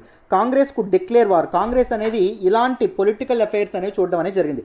వారు యుద్ధాన్ని డిక్లేర్ చేయొచ్చు, ఎంటర్ ఇంటూ ట్రీటీస్ మనకి అగ్రిమెంట్స్లోకి వెళ్ళొచ్చు. దాంతోపాటు కాయిన్ మనీని కూడా మింట్ చేయొచ్చు. It had no power however to collect taxes or regulate trade. So కాంగ్రెస్కి ఏంటి పవర్ లేదు అంటే కాంగ్రెస్ సింప్లీ నేషనల్ గవర్నమెంట్కి ఏ పవర్ లేదు? ట్యాక్స్లు, పన్నులు వసూలు చేసేటువంటి అధికారం కానీ, ట్రేడ్ని రెగ్యులేట్ చేసేటువంటి అధికారం కానీ లేదు. ఇవన్నీ ఎవరి చేతిలో ఉండేవి? స్టేట్స్, మన తాలూకు 13 కాలనీస్ ఏవైతే ఉంటాయి, 13 స్టేట్స్ ఏవైతే ఉంటాయో వాటికి చేతిలో మాత్రమే ఉండడం అనేది జరిగింది. అర్థమైందా? ఓన్లీ వార్ డిక్లేర్ చేయడం, ట్రీటీస్లోకి వెళ్ళడం, మనీ మింట్ చేయడం మాత్రమే మన తాలూకా కాంగ్రెస్ చేతుల్లో ఉంది. Passing new laws was difficult because laws needed the approval of 9 of the 13 states. So వీటి మీద చట్టాలు చేసే అధికారమైన కాంగ్రెస్కి ఉన్నప్పటికీ ఆ చట్టాలు చేసేటటువంటి ప్రాసెస్ అనేది ఈజీగా ఉండేది కాదండి. ఎందుకు అంటే సో చట్టాలు అమలవ్వాలంటే ఏం చేయాలి, చట్టాలు అనేవి ఇదవ్వాలంటే 13 స్టేట్స్లో 9 స్టేట్స్ అంటే ఈచ్ స్టేట్కి ఒక ఓటు ఉంటుందని చెప్పాను కదా. సో మొత్తం 13 మంది ఓటేస్తారు. అందులో 9 మంది ఓటు ఆమోదం తెలిపితే మాత్రమే అది చట్టం అవ్వడం అనేది జరుగుతుంది. సో కాంగ్రెస్ అనేది చట్టాలు చేయడం చాలా చాలా కష్టమైపోవడం అనేది జరిగింది. These limits on the national government soon produced many problems. చాలా చాలా ఇబ్బందులు అనేవి నేషనల్ గవర్నమెంట్ వీక్ అవ్వడం వల్ల, ఈ నేషనల్ గవర్నమెంట్ లిమిట్ చేయడం వల్ల చాలా చాలా ప్రాబ్లమ్స్ తలెత్తడం అనేది జరిగిందండి. ముఖ్యంగా కంట్రీ యొక్క సెక్యూరిటీ అండ్ ఇంటిగ్రిటీకి ఇబ్బంది కలగడం అనేది జరిగింది. అంతా ఒక హోల్డ్ ఒక్కటిగా ఉండడానికి ఇబ్బంది కలగడం అనేది జరిగింది. అర్థమైందా? చూడండి. Although the new national government needed money in order to operate, it could not request contributions from the states. So new national government operate అవ్వడానికి ఏం కావాలి? మనీ కావాలి. కానీ ట్యాక్స్లు వసూలు చేసేటువంటి అధికారం, ట్రేడ్ రెగ్యులేట్ చేసే అధికారం ఎవరికి ఉంది? స్టేట్స్కి ఉంది. అంటే నేషనల్ గవర్నమెంట్ చేతిలో డబ్బు లేదు. దానివల్ల ఏం జరిగింది? సో స్టేట్స్కి ఇవి కంట్రిబ్యూషన్స్ అడగడం అనేది స్టార్ట్ చేసింది. ఎంతో కొంత నేషనల్ గవర్నమెంట్ సర్వైవల్కి ఇవ్వండి, ఎంతో కొంత ఇవ్వండి అని చెప్పి మొదలుపెట్టారు. So angry revolutionary war veterans bitterly complained that Congress still owed them back pay. కానీ వార్ వెటరన్స్ ఎవరైతే ఉన్నారో, వార్లో పార్టిసిపేట్ చేసినటువంటి లీడర్స్ కానీ, ఈ సోల్జర్స్ కానీ ఎవరైతే ఉన్నారో అమెరికన్ రెవల్యూషన్లో పార్టిసిపేట్ చేసిన వాళ్ళు, వీళ్ళు ఏమనుకున్నారు అంటే కాంగ్రెస్ ఏదైతే ఉంటుందో కాంగ్రెసే వాళ్ళకి తిరిగి ఇవ్వాలి. ఎందుకంటే వార్లో వాళ్ళు చాలా కోల్పోయారు, మేము చాలా కోల్పోయాం, మా తాలూకా ఫ్యామిలీని కోల్పోయాం, మా తాలూకా మనీ, మా తాలూకా ప్రాపర్టీస్ని కోల్పోయాం. సో కాంగ్రెసే మాకు తిరిగి ఇవ్వాలి, అలా కాకుండా కాంగ్రెస్ మాకు తిరిగి అడుగుతుంది అని చెప్పి స్టేట్స్ అండ్ స్టేట్ రిప్రజెంటేటివ్స్ ఎవరైతే ఉన్నారో వాళ్ళు ఎద్దేవా చేయడం అనేది జరిగింది. Meanwhile several state issued their own money. చాలా చాలా స్టేట్స్ వాళ్ళ ఓన్ మనీ ఏదైతే ఉంటుందో, అది కూడా మనకి నేషనల్ మనీని మింట్ చేయడం నేషనల్ గవర్నమెంట్ చేతిలో ఉన్నప్పటికీ స్టేట్స్ ఏమనుకున్నాయి, నేషనల్ గవర్నమెంట్ని ఖాతరు చేయకుండా, బేఖాతరు చేస్తూ, లెక్క చేయకుండా ఓన్ మనీని, వాళ్ళ మనీని వాళ్ళు ఇష్యూ చేయడం అనేది మొదలుపెట్టారు. Some states even put tariffs on goods from neighbouring states. So 13 states కలిసి ఒక ఫెడరేషన్గా, ఒక కాన్ఫెడరేషన్గా ఏర్పడినప్పటికీ ఒక స్టేట్ నుంచి వేరే స్టేట్కి గూడ్స్ అనేవి ట్రాన్స్ఫర్ అయితే ఏం చేశారు, కొన్ని స్టేట్స్ ట్యాక్స్లు, తారిఫ్లు, పన్నులు కూడా విధించడం అనేది జరిగింది. పన్నులు విధించడం వల్ల ఏం జరుగుతుంది, అవతల స్టేట్ ఏదైతే ఉంటుందో, ఎక్స్పోర్ట్ చేస్తున్నటువంటి స్టేట్ ఏదైతే ఉంటుందో దాని తాలూకు ఎకానమీ, ట్రేడ్ అనేది డిస్రప్ట్ అవ్వడం అనేది జరుగుతుంది. సింపుల్గా చెప్పడం ఏంటంటే ఇండిపెండెన్స్ వచ్చిన తర్వాత 13 స్టేట్స్కి ఏం లేదు, ఐకమత్యం అనేది సరిగ్గా లేదు. 13 స్టేట్స్ కలిపి ఏర్పరచుకున్నటువంటి నేషనల్ గవర్నమెంట్ కూడా వాళ్ళు పూర్తి ఆధిపత్యాన్ని, అధికారాన్ని కట్టబెట్టలేదు. అది చాలా చాలా ప్రాబ్లమ్స్ని తీసుకొచ్చింది. The nation's growing financial problems sparked a violent protest in Massachusetts.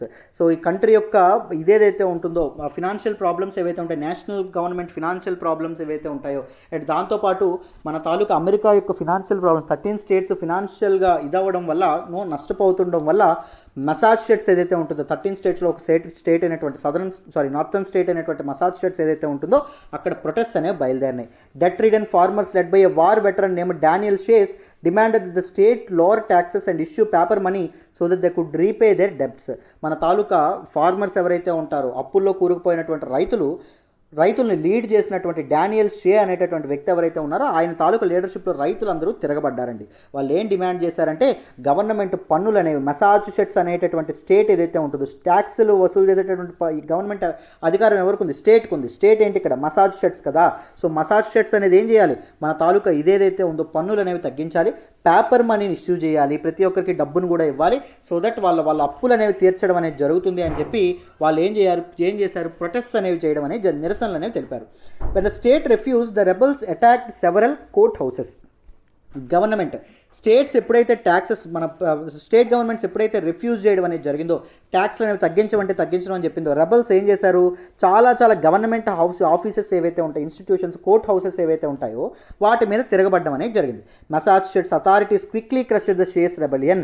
Daniel Shays అధ్యక్షతన రైతులు చేపట్టినటువంటి ఆ ఉద్యమం ఏదైతే ఉంటుందో, ఆ రెబలియన్ ఏదైతే ఉంటుందో, ఆ అప్రైజింగ్ ఏదైతే ఉంటుందో, ఆ తిరుగుబాటు ఏదైతే ఉంటుందో దాన్ని మసాచుసెట్స్ యొక్క అథారిటీస్ ఎవరైతే ఉన్నారో వాళ్ళు క్రష్ చేయడం అనేది జరిగింది.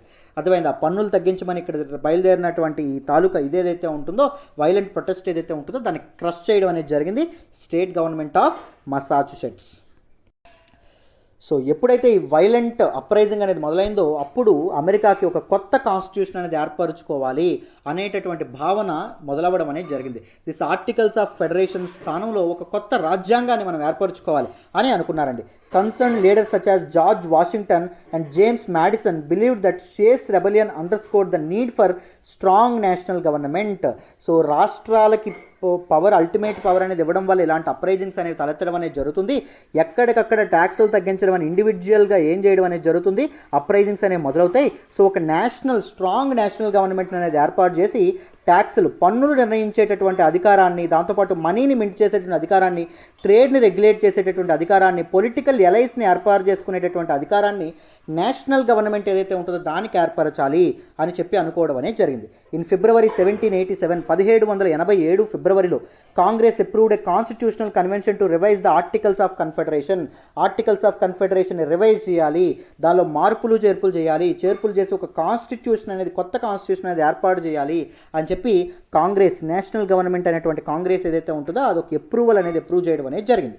The constitutional convention held it's first session on May 25, 1787 1787 మే 25వ తారీఖున కాన్స్టిట్యూషనల్ కన్వెన్షన్ మీటింగ్ ఏదైతే ఉంటుందో జరిగింది. సో పవర్స్, కన్సర్న్ లీడర్స్ ఎవరైతే ఉన్నారో, డిఫరెంట్ స్టేట్స్ యొక్క లీడర్స్ ఎవరైతే ఉన్నారో వాళ్ళందరూ ఒక దగ్గరికి చేరి అమెరికా యొక్క రాజ్యాంగం అనేది ఒకటి ఏర్పాటు చేద్దామని చెప్పి వాళ్ళు చర్చోపచర్చలు చేయడం అనేది జరిగిందమ్మా. The 55 delegates were experienced statesmen who were familiar with the potential theories of Locke, Montesquieu and Rousseau. So మొత్తం ఎంతమంది పార్టిసిపేట్ చేశారు? దీని తాలూకా కాన్స్టిట్యూషనల్ కన్వెన్షన్ మీటింగ్ ఏదైతే ఉంటుందో మీటింగ్లో మొత్తం 55 డెలిగేట్స్ ఫ్రమ్ డిఫరెంట్ స్టేట్స్ ఏవైతే ఉంటాయి 13 స్టేట్స్ నుంచి పార్టిసిపేట్ చేశారు. వీళ్ళందరికీ ఏం తెలుసు అంటే, వీళ్ళందరూ లాకీ అండ్ రూసో చెప్పినటువంటి this particular sovereignty with people. So Locke and Rousseau ఏం చెప్పారు? పీపుల్ చేతిలోనే సావరెంటీ ఉండాలి. రూసో మనకి సోషల్ కాంట్రాక్ట్ థియరీని ప్రపోజ్ చేస్తే, లాకీ ఏం చెప్తాడు? మనకి గవర్నమెంట్స్ని ఓవర్ త్రో చేసేటటువంటి హక్కు కూడా ప్రజలకు ఉంది, అల్టిమేట్ సావరెంటీ ప్రజల చేతుల్లో ఉండాలి అని చెప్పడం అనేది జరుగుతుంది. మాంటెక్స్క్యూ యొక్క బుక్ అయినటువంటి సెపరేషన్ ఆఫ్ పవర్స్ ఏవైతే ఉంటాయో, సెపరేషన్ ఆఫ్ పవర్స్లో మాంటెక్స్క్యూ ఏం చెప్తాడు? సో గవర్నమెంట్ సోల్ అథారిటీ అనేది ఒక వింగ్లో, ఒక మనిషి చేతుల్లో ఉండకూడదు. There should be 3 wings. Powers అనేవి సెపరేట్ అవ్వాలి. ఎలాగా? లెజిస్లేచర్, ఎగ్జిక్యూటివ్ అండ్ జ్యుడిషియరీగా సెపరేట్ అవ్వాలి. ఒకరి జుట్టు ఇంకొకరి చేతుల్లో ఉండాలి. అప్పుడే గవర్నమెంట్ అనేది సక్సెస్ఫుల్గాను ఒక స్టేబుల్గా ఉండడం అనేది జరుగుతుంది అని చెప్పడం అనేది జరుగుతుంది. సో వీళ్ళ పొలిటికల్ థియరీస్ చదువుకున్నటువంటి 55 డెలిగేట్స్ ఈ కాన్స్టిట్యూషనల్ కన్వెన్షన్ ఏదైతే ఉంటుందో దానిలో పార్టిసిపేట్ చేయడం అనేది జరుగుతుంది. Although the delegates shared basic ideas on government, they sometimes disagreed on how to put them in to practice. So ఈ డెలిగేట్స్ ఎవరైతే ఉన్నారో గవర్నమెంట్ ఎలా ఏర్పాటు చేయాలని వాళ్ళకంటూ కొన్ని ఐడియాస్ ఉన్నాయి, కానీ దాన్ని ప్రాక్టికల్గా ఎలా ఏర్పాటు చేయాలి? ఎందుకంటే ఒక్క టెరిటరీ కాదు, ఇవి మొత్తం 13 టెరిటరీస్. సో ఎక్కడ సావరెంటీ 13 స్టేట్స్కి 13 స్టేట్స్ ఏవైతే ఉన్నాయో ఈ 13 స్టేట్స్కి ఇండిపెండెన్స్ అనేది ఇవ్వకపోయారు అనుకోండి, స్వయం ప్రతిపత్తి అటానమీ అనేది ఇవ్వకపోయారు అనుకోండి, అవి బెట్టు చేస్తాయి, అవి కోపగించుకుంటాయి. సో సక్సెస్ఫుల్గా ప్రాక్టికల్గా ఇంప్లిమెంట్ చేసేటట్టు గవర్నమెంట్ ఉండాలి. దానికోసం వీళ్ళు ఏం చేశారు? చాలా మీటింగ్స్, చాలా డెలిబరేషన్స్ అనేవి చేయడం అనేది జరిగింది. For almost 4 months of the delegates argued over many important questions మీద ఈ డెలిగేట్స్ ఎవరైతే ఉన్నారో వీళ్ళు ఆర్గ్యూ చేసుకోవడం అనేది జరిగింది. ఒకరితో ఒకరు మాట్లాడుకుంటూ ఉండడం అనేది జరిగింది. వీళ్ళందరూ ఎవరండి? లాకీ, రూసో అండ్ మాంటెక్స్క్యూ లాంటి ఇంపార్టెంట్ పొలిటికల్ ఎక్స్పర్ట్స్ ఎవరైతే ఉంటారో వాళ్ళ తాలూకా ఐడియాలజీస్ అనేవి చదివినటువంటి వ్యక్తులండి. Who should be represented in Congress? మరి కాంగ్రెస్లో ఎవరు రిప్రజెంట్ చేయాలి? How many votes should each state have? ఒక్కొక్క స్టేట్కి ఇప్పటి వరకు మన తాలూకా ఆర్టికల్స్ ఆఫ్ కన్ఫెడరేషన్ ఏం చెప్పడం అనేది జరిగింది? ఈచ్ స్టేట్కి ఒక ఓట్ అని చెప్పింది. కానీ ఇప్పుడు మనకి కొత్తగా మార్పులు చేస్తున్నారు కదా, మరి ఈచ్ స్టేట్కి కాంగ్రెస్లో ఎన్ని ఓట్స్ ఉంటాయి? The delegates deliberations produce not only compromises but also new approaches to governing. So ఇలాంటి ప్రశ్నలు ఏవైతే ఉంటాయో బయలుదేరాయండి. కాంగ్రెస్ని ఎవరు రిప్రజెంట్ చేయాలి? హెడ్ ఆఫ్ ద స్టేట్గా ఎవరు ఉండాలి? ఇలాంటివన్నీ. దాంతోపాటు ఈ ఆలోచనలు ఏవైతే ఉన్నాయి, ఈ మాటలు ఏవైతే ఉన్నాయి, ఈ పిచ్చాపాటి మాట్లాడుకోవడాలు ఏవైతే ఉన్నాయో, ఈ మంతనాలు ఏవైతే ఉంటాయో, దే నాట్ ఓన్లీ కాంప్రమైజెస్కే లీడ్ చేయలేదు, ఒకరికొకరు తగ్గడం కొన్నిసార్లు చేశారు. దాంతోపాటు new approaches for governing. So పరిపాలనా పరిస్థితులు ఏవైతే ఉంటాయి, పరిపాలనా విధానాల్లో కొత్త అప్రోచెస్ అనేవి వీళ్ళు తీసుకురావడం అనేది జరిగింది. Using the political ideas of the enlightenment, the delegates created a new system of government. So age of logic, age of reason ఏదైతే ఉంటుందో ఆ టైంలో వచ్చినటువంటి పొలిటికల్ ఇవేవైతే ఉంటాయో, పొలిటికల్ ఐడియాస్ ఏవైతే ఉంటాయో వాటిని బేస్ చేసుకొని ఒక కొత్త న్యూ సిస్టమ్ ఆఫ్ గవర్నమెంట్ని అమెరికన్ లా మేకర్స్ ఎవరైతే ఉన్నారో, అమెరికన్ పీపుల్ ఎవరైతే ఉన్నారో, అమెరికన్ లీడర్స్ ఎవరైతే ఉన్నారో వాళ్ళు ఏర్పాటు చేయడం అనేది జరిగింది. అమెరికాలో కొత్త రకమైనటువంటి ప్రభుత్వం అనేది ఎస్టాబ్లిష్ అవ్వడం అనేది జరిగిందమ్మా ఫైనల్గా. So America finally adopted the federal system. సమాఖ్య వ్యవస్థను అమెరికా అనేది అడాప్ట్ చేసుకోవడం అనేది జరిగింది. సో ఏంటో చూద్దాం. Federal system like Montesquieu the delegates distrusted a powerful central government controlled by one person or group. So మన డెలిగేట్స్ ఎవరైతే ఉన్నారో డెలిగేట్స్ డిస్ట్రస్టెడ్, వాళ్ళకి నమ్మకం లేదు. ఏంటి? Powerful central government controlled by one person లేదా ఒక గ్రూప్. వన్ పర్సన్ లేదా ఒక గ్రూప్ అనేది గవర్నమెంట్ని కంట్రోల్ చేస్తే చాలా చాలా ఇబ్బంది అవుతుంది. It is directly related to monarchy. అది మొనార్కీకి రిలేట్ చేయడం, రాచరిక వ్యవస్థే అక్కడికి రావడం అనేది జరుగుతుంది, లీడ్ చేయడం అనేది జరుగుతుంది. పవర్ అంతా ఒక్కరి చేతుల్లో ఉండకూడదు. Power should be separated, power should be distributed. అది మాంటెక్స్క్యూ ఫ్రెంచ్ ఎక్స్పర్ట్ అయినటువంటి మాంటెక్స్క్యూ సెపరేషన్ ఆఫ్ పవర్స్లో ఏమైతే చెప్పాడో దాన్నే వీళ్ళు కూడా నమ్మడం అనేది జరిగింది. Therefore establish the separate branches of కాంగ్రెస్ని సెపరేట్ బ్రాంచెస్గా విడదీశారు. ఒకటి లెజిస్లేటివ్, రెండు ఎగ్జిక్యూటివ్ అండ్ జుడిషియల్ బ్రాంచెస్గా విడదీయడం అనేది జరిగిందమ్మా. అదేవిధంగా 3 డిఫరెంట్ బ్రాంచెస్గా విడదీయడం అనేది జరిగింది. This provided a built-in system of checks and balances. So ఇదేం చేయడం అనేది జరిగింది, ఒక బిల్ట్-ఇన్ సిస్టమ్ ఏదైతే ఉంటుందో దాన్ని ఏర్పాటు చేసింది. Checks and balances. సో ఒకరి జుట్టు ఇంకొకరి చేతిలో పెట్టారు. లెజిస్లేటివ్ జుట్టు అనేది ఎగ్జిక్యూటివ్ చేతిలో పెట్టారు, ఎగ్జిక్యూటివ్ జుట్టు అనేది లెజిస్లేటివ్ చేతిలో పెట్టారు. ఇద్దరి జుట్టు జుడిషియరీ చేతిలో, న్యాయ వ్యవస్థ చేతిలో పెట్టడం అనేది జరిగింది. మన గవర్నమెంట్ కూడా అలాగే ఉండడం అనేది జరుగుతుంది. అర్థమైందా? ఎందుకు జడ్జిల్ని గట్రా ఎవరు నియమిస్తారు? లెజిస్లేచర్ మనకు నియమించడం అనేది జరుగుతుంది. మీరు జాగ్రత్తగా గమనిస్తే జుడిషియరీ ఏదైతే ఉంటుందో దాన్ని పార్లమెంట్ చేతుల్లో పెట్టారు. అండ్ మన లెజిస్లేటర్ ఏమైనా తప్పులు చేసింది అనుకోండి, జుడిషియరీ నిందించడం అనేది జరుగుతుంది. ఎగ్జిక్యూటివ్ ఏదైతే ఉంటుందో క్యాగ్ అనే ఆయన ఎగ్జిక్యూటివ్ కింద రావడం అనేది జరుగుతుంది. కంట్రోల్డ్ అండ్ ఆడిటర్ జనరల్ ఈయన ఏం చేస్తారు? లెజిస్లేటర్ చేసినటువంటి తప్పులు ఏవైతే ఉంటాయో వాటిని ఎంచడం అనేది జరుగుతుంది. సో ఇవన్నీ మనకి జరగడం అనేది జరుగుతుంది కదా. దీస్ ఆస్పెక్ట్స్ ఏవైతే ఉన్నాయి, చెక్స్ అండ్ బ్యాలెన్సెస్, అంటే ఒకరి జుత్తు ఇంకొకరి చేతుల్లో, ఎవ్వరూ ఇక్కడ పవర్ఫుల్ కాదు, ఏ ఒక్కరూ పవర్ఫుల్ కాదు. అర్థమైందా? సో ఇలాంటి సిస్టమ్ ఆఫ్ గవర్నమెంట్ ఏదైతే ఉంటుందో సెపరేషన్ ఆఫ్ పవర్స్ ద్వారా దీన్ని ఇంట్రడ్యూస్ చేయడం అనేది జరిగింది. ఎవరి తాలూకు దీనిలో మాంటెక్స్క్యూ ఎవరైతే ఉంటారో మాంటెక్స్క్యూ తీసుకొచ్చినటువంటి సెపరేషన్ ఆఫ్ పవర్స్ ఐడియాలజీస్ని బేస్ చేసుకొని. అర్థమైందా? నెక్స్ట్ చూడండి. For example, the president received the power to veto legislation passed by Congress. So మన తాలూకా ప్రెసిడెంట్ ఎవరైతే ఉన్నారో ప్రెసిడెంట్కి ఏం చేశారు? He received the power to veto. Congress అంటే లెజిస్లేటివ్ బాడీ ఆఫ్ అమెరికా ఏదైతే ఉంటుందో, కాంగ్రెస్ పాస్ చేసినటువంటి ఒక లెజిస్లేషన్ ఏదైతే ఉంటుందో లెజిస్లేషన్కి వీటో నో చెప్పేటటువంటి అధికారాన్ని ప్రెసిడెంట్ చేతుల్లో పెట్టారు. అర్థమైందా? దాంతోపాటు however the Congress could override a presidential veto with the approval of 2/3 of its majority. ఇప్పుడు చూడండి, కాంగ్రెస్ అనేది ఒక చట్టం చేసింది, ఒక యాక్ట్ అనేది చేసింది. ఈ యాక్ట్ని వీటో, నో చెప్పేటటువంటి అధికారాన్ని ఎవరికి పెట్టారు? ప్రెసిడెంట్కి ఇచ్చారు. ప్రెసిడెంట్ వీటో చేస్తే మళ్ళీ వీటో చేసిన దాన్ని మళ్ళీ రివైవ్ చేసే అధికారం కూడా కాంగ్రెస్కి ఇచ్చారు. ఎలా ఇచ్చారు? కాంగ్రెస్ అనేది 2/3 మెజారిటీ అనేది వస్తే, ఒకవేళ ప్రెసిడెంట్ వీటో చేసినటువంటి రెజల్యూషన్కి, పాలసీకి 2/3 అప్రూవల్ వచ్చింది అనుకోండి, అప్పుడు ఏం జరుగుతుంది? కాంగ్రెస్ అనేది అప్రూవ్ చేయడం అనేది జరుగుతుంది. అర్థమైందా? సో మనకి ఆ బిల్ అనేది పాస్ అవ్వడం అనేది జరుగుతుంది. ఒకరి జుట్టు ఇంకొకరి చేతులు ఎలా పెట్టారో చూసారా? Very very important. All the constitution created a strong central government, it did not eliminate local governments. Constitution అనేది స్ట్రాంగ్ సెంట్రల్ గవర్నమెంట్ ఏర్పాటు చేసిన లోకల్ స్టేట్ గవర్నమెంట్స్ని కూడా సక్సెస్ఫుల్గా ఏర్పాటు చేయడం అనేది జరిగింది. స్టేట్ సెనేటర్స్ని వీళ్ళందరినీ ఏర్పాటు చేయడం అనేది జరిగింది. అర్థమైందా? చాలా చాలా ఇంపార్టెంట్ అండి. సో దాన్నే ఫెడరల్ సిస్టమ్ అని చెప్పడం అనేది జరుగుతుంది. Power will be share between both centre and state. కేంద్రానికి రాష్ట్రాలకి మధ్య పవర్ అనేది ఇదవుతుంది కాబట్టి ఒక అగ్రిమెంట్ ప్రకారం ఈ తాలూకు గవర్నమెంట్ ఏర్పడింది కాబట్టి దీన్ని ఫెడరల్ సిస్టమ్ ఆఫ్ గవర్నెన్స్ అని చెప్పడం అనేది జరుగుతుంది. India is also one of the best examples for federal system అండి. అమెరికా సిస్టమ్ వేరు, అమెరికాది అబ్జల్యూట్ ఫెడరల్ సిస్టమ్. అంటే వివిధ రకాలైనటువంటి స్టేట్స్ ఏవైతే ఉన్నాయో ఇవన్నీ అగ్రిమెంట్ చేసుకొని ఏర్పాటు అవ్వడం అనేది జరిగింది. సో మన ఇండియా వేరు. ఇండియా అనేది ఒక్కటిగా ఉండేటటువంటి కంట్రీలో స్టేట్స్ అనేవి విడగొట్టబడి వాటి మధ్య అగ్రిమెంట్ అవ్వడం అనేది జరిగింది. అర్థమైందా? ఇండియా సిస్టమ్ ఆఫ్ ఫెడరలిజం వేరు and American system of federalism అనేది వేరు కంప్లీట్గా. పాలిటీలో వీటిని మనం మాట్లాడుకుంటాం. రైట్? నెక్స్ట్ చూడండి. Instead, the constitution set up a federal system in which power was divided between national and state governments. So constitution అనేది ఏం చెప్పింది? స్టేట్ గవర్నమెంట్స్ కూడా, లోకల్ గవర్నమెంట్స్ కూడా పవర్ అనేది చేయాలి. సెంట్రల్ గవర్నమెంట్కి ఎక్కువ పవర్ ఇచ్చింది. దాంతోపాటు స్టేట్ గవర్నమెంట్స్ కూడా పవర్ అనేది షేర్ చేయడం అనేది జరిగింది. Power was divided between both centre and state governments. The delegates agreed with Locke and Rousseau that governments draw their authority from the consent of the governed. So మన తాలూకా Lockie and Rousseau ఏం చెప్పారు?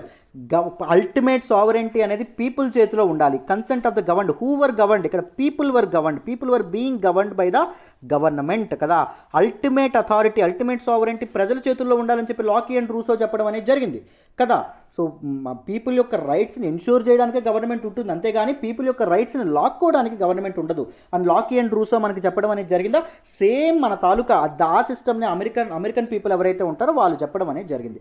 మన government American government కూడా ఈ తాలూకా పునాదుల మీద ఏర్పడింది. Lockie and Russo ఎవరైతే ఉంటారో వీళ్ళ తాలూకా ఐడియాలజీస్ మీదే ఈ పునాదుల మీద ఏర్పడడం అనేది జరిగిందా. అర్థమైందా. So even American government draw it's authority from the consent of the people, ప్రజల చేతుల నుంచే తన తాలూకు అధికారాన్ని తీసుకుంటుంది. ఈవెన్ ఇండియన్ గవర్నమెంట్ కూడా అంతే, ప్రజల చేతుల నుంచే అధికారాన్ని భారత ప్రభుత్వం కూడా తీసుకుంటుంది. అర్థమైందా, రైట్. అందుకే ప్రజాస్వామ్యం, డెమోక్రటిక్ గవర్నమెంట్ అంట. One of the earliest democracy ఏంటి, మన తాలూకా ఇదేదైతే ఉంటుందో అమెరికా ఏదైతే ఉంటుందో America. One of the largest democracy ఏంటి, మన ఇండియా ఏదైతే ఉంటుందో ఇండియా. జాగ్రత్తగా గుర్తుపెట్టుకోవాలి. నెక్స్ట్ చూడండి, ఫైనల్లీ చూడండి అమ్మా, the bill of rights. The delegates sign the new constitution on September 17th, 1787. So మన ఆర్టికల్స్ ఆఫ్ కాన్ఫెడరేషన్ ప్లేస్లో ఒక కొత్త గవర్నమెంట్, ఫెడరల్ సిస్టమ్ ఏర్పాటు చేసినటువంటి కొత్త గవర్నమెంట్ని 1787లో డెలిగేట్స్ ఆఫ్ ద 13 స్టేట్స్ ఎవరైతే ఉన్నారో వాళ్ళు ఏర్పరచుకోవడం అనేది జరిగింది. ఎప్పుడు September 17th, 1787. In order to become law, however the constitution required approval by conventions in at least 9 out of the 13 states. కానీ ఈ కాన్స్టిట్యూషన్ అనేది అప్రూవ్ అవ్వాలంటే ఏముండాలి, 13 స్టేట్స్ ఏవైతే ఉంటాయి 13 స్టేట్స్లో 9 స్టేట్స్ అనేవి తప్పకుండా ఆమోదం అనేది తెలపాలి. అర్థమైంది, ఆమోదం అనేది తప్పకుండా తెలపాలి. ఎందుకు, with respect to articles of confederation ఏదైతే ఏం చెప్తుంది, అదేం చెప్పింది, సో సెంట్రల్ గవర్నమెంట్కి పవర్ అనేది తగ్గించడం అనేది జరిగింది. ఇంకా ఈ కాన్స్టిట్యూషన్ ఆమోదం అవ్వాలా, స్ట్రాంగ్ సెంట్రల్ గవర్నమెంట్ రావాలంటే. స్ట్రాంగ్ సెంట్రల్ గవర్నమెంట్ తీసుకురావడానికి తీసుకొచ్చినటువంటి కాన్స్టిట్యూషన్, రాజ్యాంగం ఏదైతే ఉంటుందో రాజ్యాంగం అనేది ఆమోదం అవ్వాలంటే ఏమవ్వాలి, ముందు ఆర్టికల్స్ ఆఫ్ కాన్ఫెడరేషన్ చెప్పినట్టు 13లో 9 స్టేట్స్ ఏవైతే ఉంటాయో అవి ఆమోదం అనేది తెలపాలి. These conventions were marked by sharp debate. So ఈ రాజ్యాంగం ఏదైతే ఉంటుందో ఇది చాలా డిబేట్కి రావడం అనేది జరిగిందండి. దీన్ని చాలా డిబేట్ చేశారు. సో నిజంగా స్ట్రాంగ్ సెంట్రల్ గవర్నమెంట్ వల్ల ప్రాబ్లం ఏర్పడుతుందేమో, స్టేట్స్ యొక్క అటానమీ తగ్గుతుందేమో అని చాలామంది భయాందోళనకు గురవ్వడం అనేది జరిగిందమ్మా. సో చాలా చర్చలు జరిగాయి కాన్స్టిట్యూషన్ అనేది ఆమోదం అనేది అయ్యే ముందు. Supporters of the constitution call the federalist. ఎవరైతే కాన్స్టిట్యూషన్ సపోర్ట్ చేసిన వాళ్ళు ఫెడరలిస్ట్ అండి. Argued that, federalist aims argued చేశారంటే the new government would provide a better balance between national and state powers. ఈ కొత్త ప్రభుత్వం ఏదైతే ఉంటుందో ఇది నేషనల్, జాతీయ ప్రభుత్వం, central government and state powers మధ్య ఒక బ్యాలెన్స్ అనేది ఏర్పాటు చేస్తుంది. సో ఎవరి పవర్స్ ఎవరు లాక్కోవట్లేదు, ఇక్కడ ఇద్దరి మధ్య ఒక బ్యాలెన్స్ ఆఫ్ పవర్ అనేటటువంటిది బ్యాలెన్స్ అవుతుంది అని చెప్పడం అనేది జరిగింది. దేర్ అపోనెంట్స్, ఫెడరలిస్ట్ యొక్క opponents, that is anti federalist ఎవరైతే ఉన్నారో వాళ్ళేం భయపడ్డారు, that the constitution gave the central government too much power. ఈ కాన్స్టిట్యూషన్ ఏదైతే ఉందో సెంట్రల్ గవర్నమెంట్కి, నేషనల్ గవర్నమెంట్కి చాలా పవర్ ఇచ్చేసింది, ఎక్కువ పవర్ అనేది ఇవ్వడం అనేది జరిగింది. They also wanted a bill of rights to protect the rights of individual citizens. So ఎక్కువ సెంట్రల్ గవర్నమెంట్కి ఎక్కువ పవర్స్ ఇవ్వడం కూడా నచ్చలేదు. దాంతోపాటు ఇండివిజువల్ సిటిజన్స్ ఎవరైతే ఉన్నారో, పౌరులు ఎవరైతే ఉన్నారో వాళ్ళకి కొన్ని హక్కులు ఏవైతే ఉంటాయో వాటిని కూడా ఏర్పాటు చేయాలి. ఈ హక్కుల్ని ఎలా ఇంట్రడ్యూస్ చేయాలి, బిల్ ఆఫ్ రైట్స్ ద్వారా ఇంట్రడ్యూస్ చేయండి అని చెప్పి డిమాండ్ చేయడం మొదలుపెట్టారు. ఎవరు, యాంటీ ఫెడరలిస్ట్ ఎవరైతే ఉన్నారో యాంటీ ఫెడరలిస్ట్. కాన్స్టిట్యూషన్ మేము ఒప్పుకుంటాం కానీ ఈ బిల్ ఆఫ్ రైట్స్ అనేవి ఇంట్రడ్యూస్ చేయండి, ప్రజలకి కొన్ని హక్కులు అనేవి ఎన్ష్యూర్ చేయండి, కాన్స్టిట్యూషనలైజ్ చేయండి అని చెప్పడం అనేది జరిగింది. అర్థమైందా. ఈ బిల్ ఆఫ్ రైట్స్లో కూడా కొన్ని తాలూకా రైట్స్ని మన కాన్స్టిట్యూషన్లో కూడా ఫండమెంటల్ రైట్స్లో మనం అడాప్ట్ కూడా చేసుకోవడం అనేది జరిగింది. అర్థమైందా. సో పాలిటీలో మాట్లాడతాం. నెక్స్ట్ చూడండి. In order to gain support, the Federalists promised to add a Bill of Rights to the Constitution. So support అనేది తెచ్చుకోవడానికి ఫెడరలిస్ట్ ఎవరైతే ఉన్నారో, కాన్స్టిట్యూషన్కి సపోర్ట్ చేసేటువంటి ఫెడరలిస్ట్ ఎవరైతే ఉన్నారో వాళ్ళు ఏం చెప్పారు, ఓకే మీరు చెప్పినట్టు కాన్స్టిట్యూషన్లో ఈ బిల్ ఆఫ్ రైట్స్ అనేది యాడ్ చేస్తామని చెప్పడం అనేది జరిగింది. This promise cleared the way for approval. ఈ ప్రామిస్ ఎప్పుడైతే ఇచ్చారో అప్రూవ్ చేశారు, బిల్ ఆఫ్ రైట్స్ని అప్రూవ్ చేస్తాం, బిల్ ఆఫ్ రైట్స్ని తీసుకొస్తామని అప్రూవల్ అనేది ఇవ్వడం అనేది జరిగింది. Congress formally added to the constitution the 10 amendments known as bill of rights. ఈ కాన్స్టిట్యూషన్ ఏదైతే ఉంటుందో ఈ రాజ్యాంగంలో బిల్ ఆఫ్ రైట్స్ 10 amendments చేసి 10 సవరణలు చేసి ఈ బిల్ ఆఫ్ రైట్స్ ఏవైతే ఉంటాయో వీటిని కాంగ్రెస్ అనేది యాడ్ చేయడం అనేది జరిగింది. Legislative body of national government of US ఏదైతే ఉంటుందో ఇది ఏర్పాటు చేయడం అనేది జరిగింది. బిల్ ఆఫ్ రైట్స్ ఏదైతే ఉంటుందో బిల్ ఆఫ్ రైట్స్ని. These amendments protected such basic rights as freedom of speech, press, assembly and religion. ఈ అమెండ్మెంట్స్ ఏవైతే ఉన్నాయో ఈ amendments basic rights, freedom of speech, freedom of press, freedom of assembly, freedom of religions ఏవైతే ఉన్నాయో అలాంటి basic రైట్స్ని protect చేయడం అనేది జరుగుతుందన్నమాట. ఈ అమెండ్మెంట్స్, ఈ 10 సవరణల ద్వారా బిల్ ఆఫ్ రైట్స్ని ఏర్పాటు చేయడం అనేది జరిగింది. Bill of rights comprise of different freedoms, freedom of speech, right to life, freedom of assembly, freedom of religion, freedom of press ఇలాంటివి ఏర్పాటు చేశారు. Many of these rights had been advocated by Voltaire, Rousseau and Locke. Voltaire ఏం చెప్తాడు అంటే crush the evil thing అని చెప్తాడు.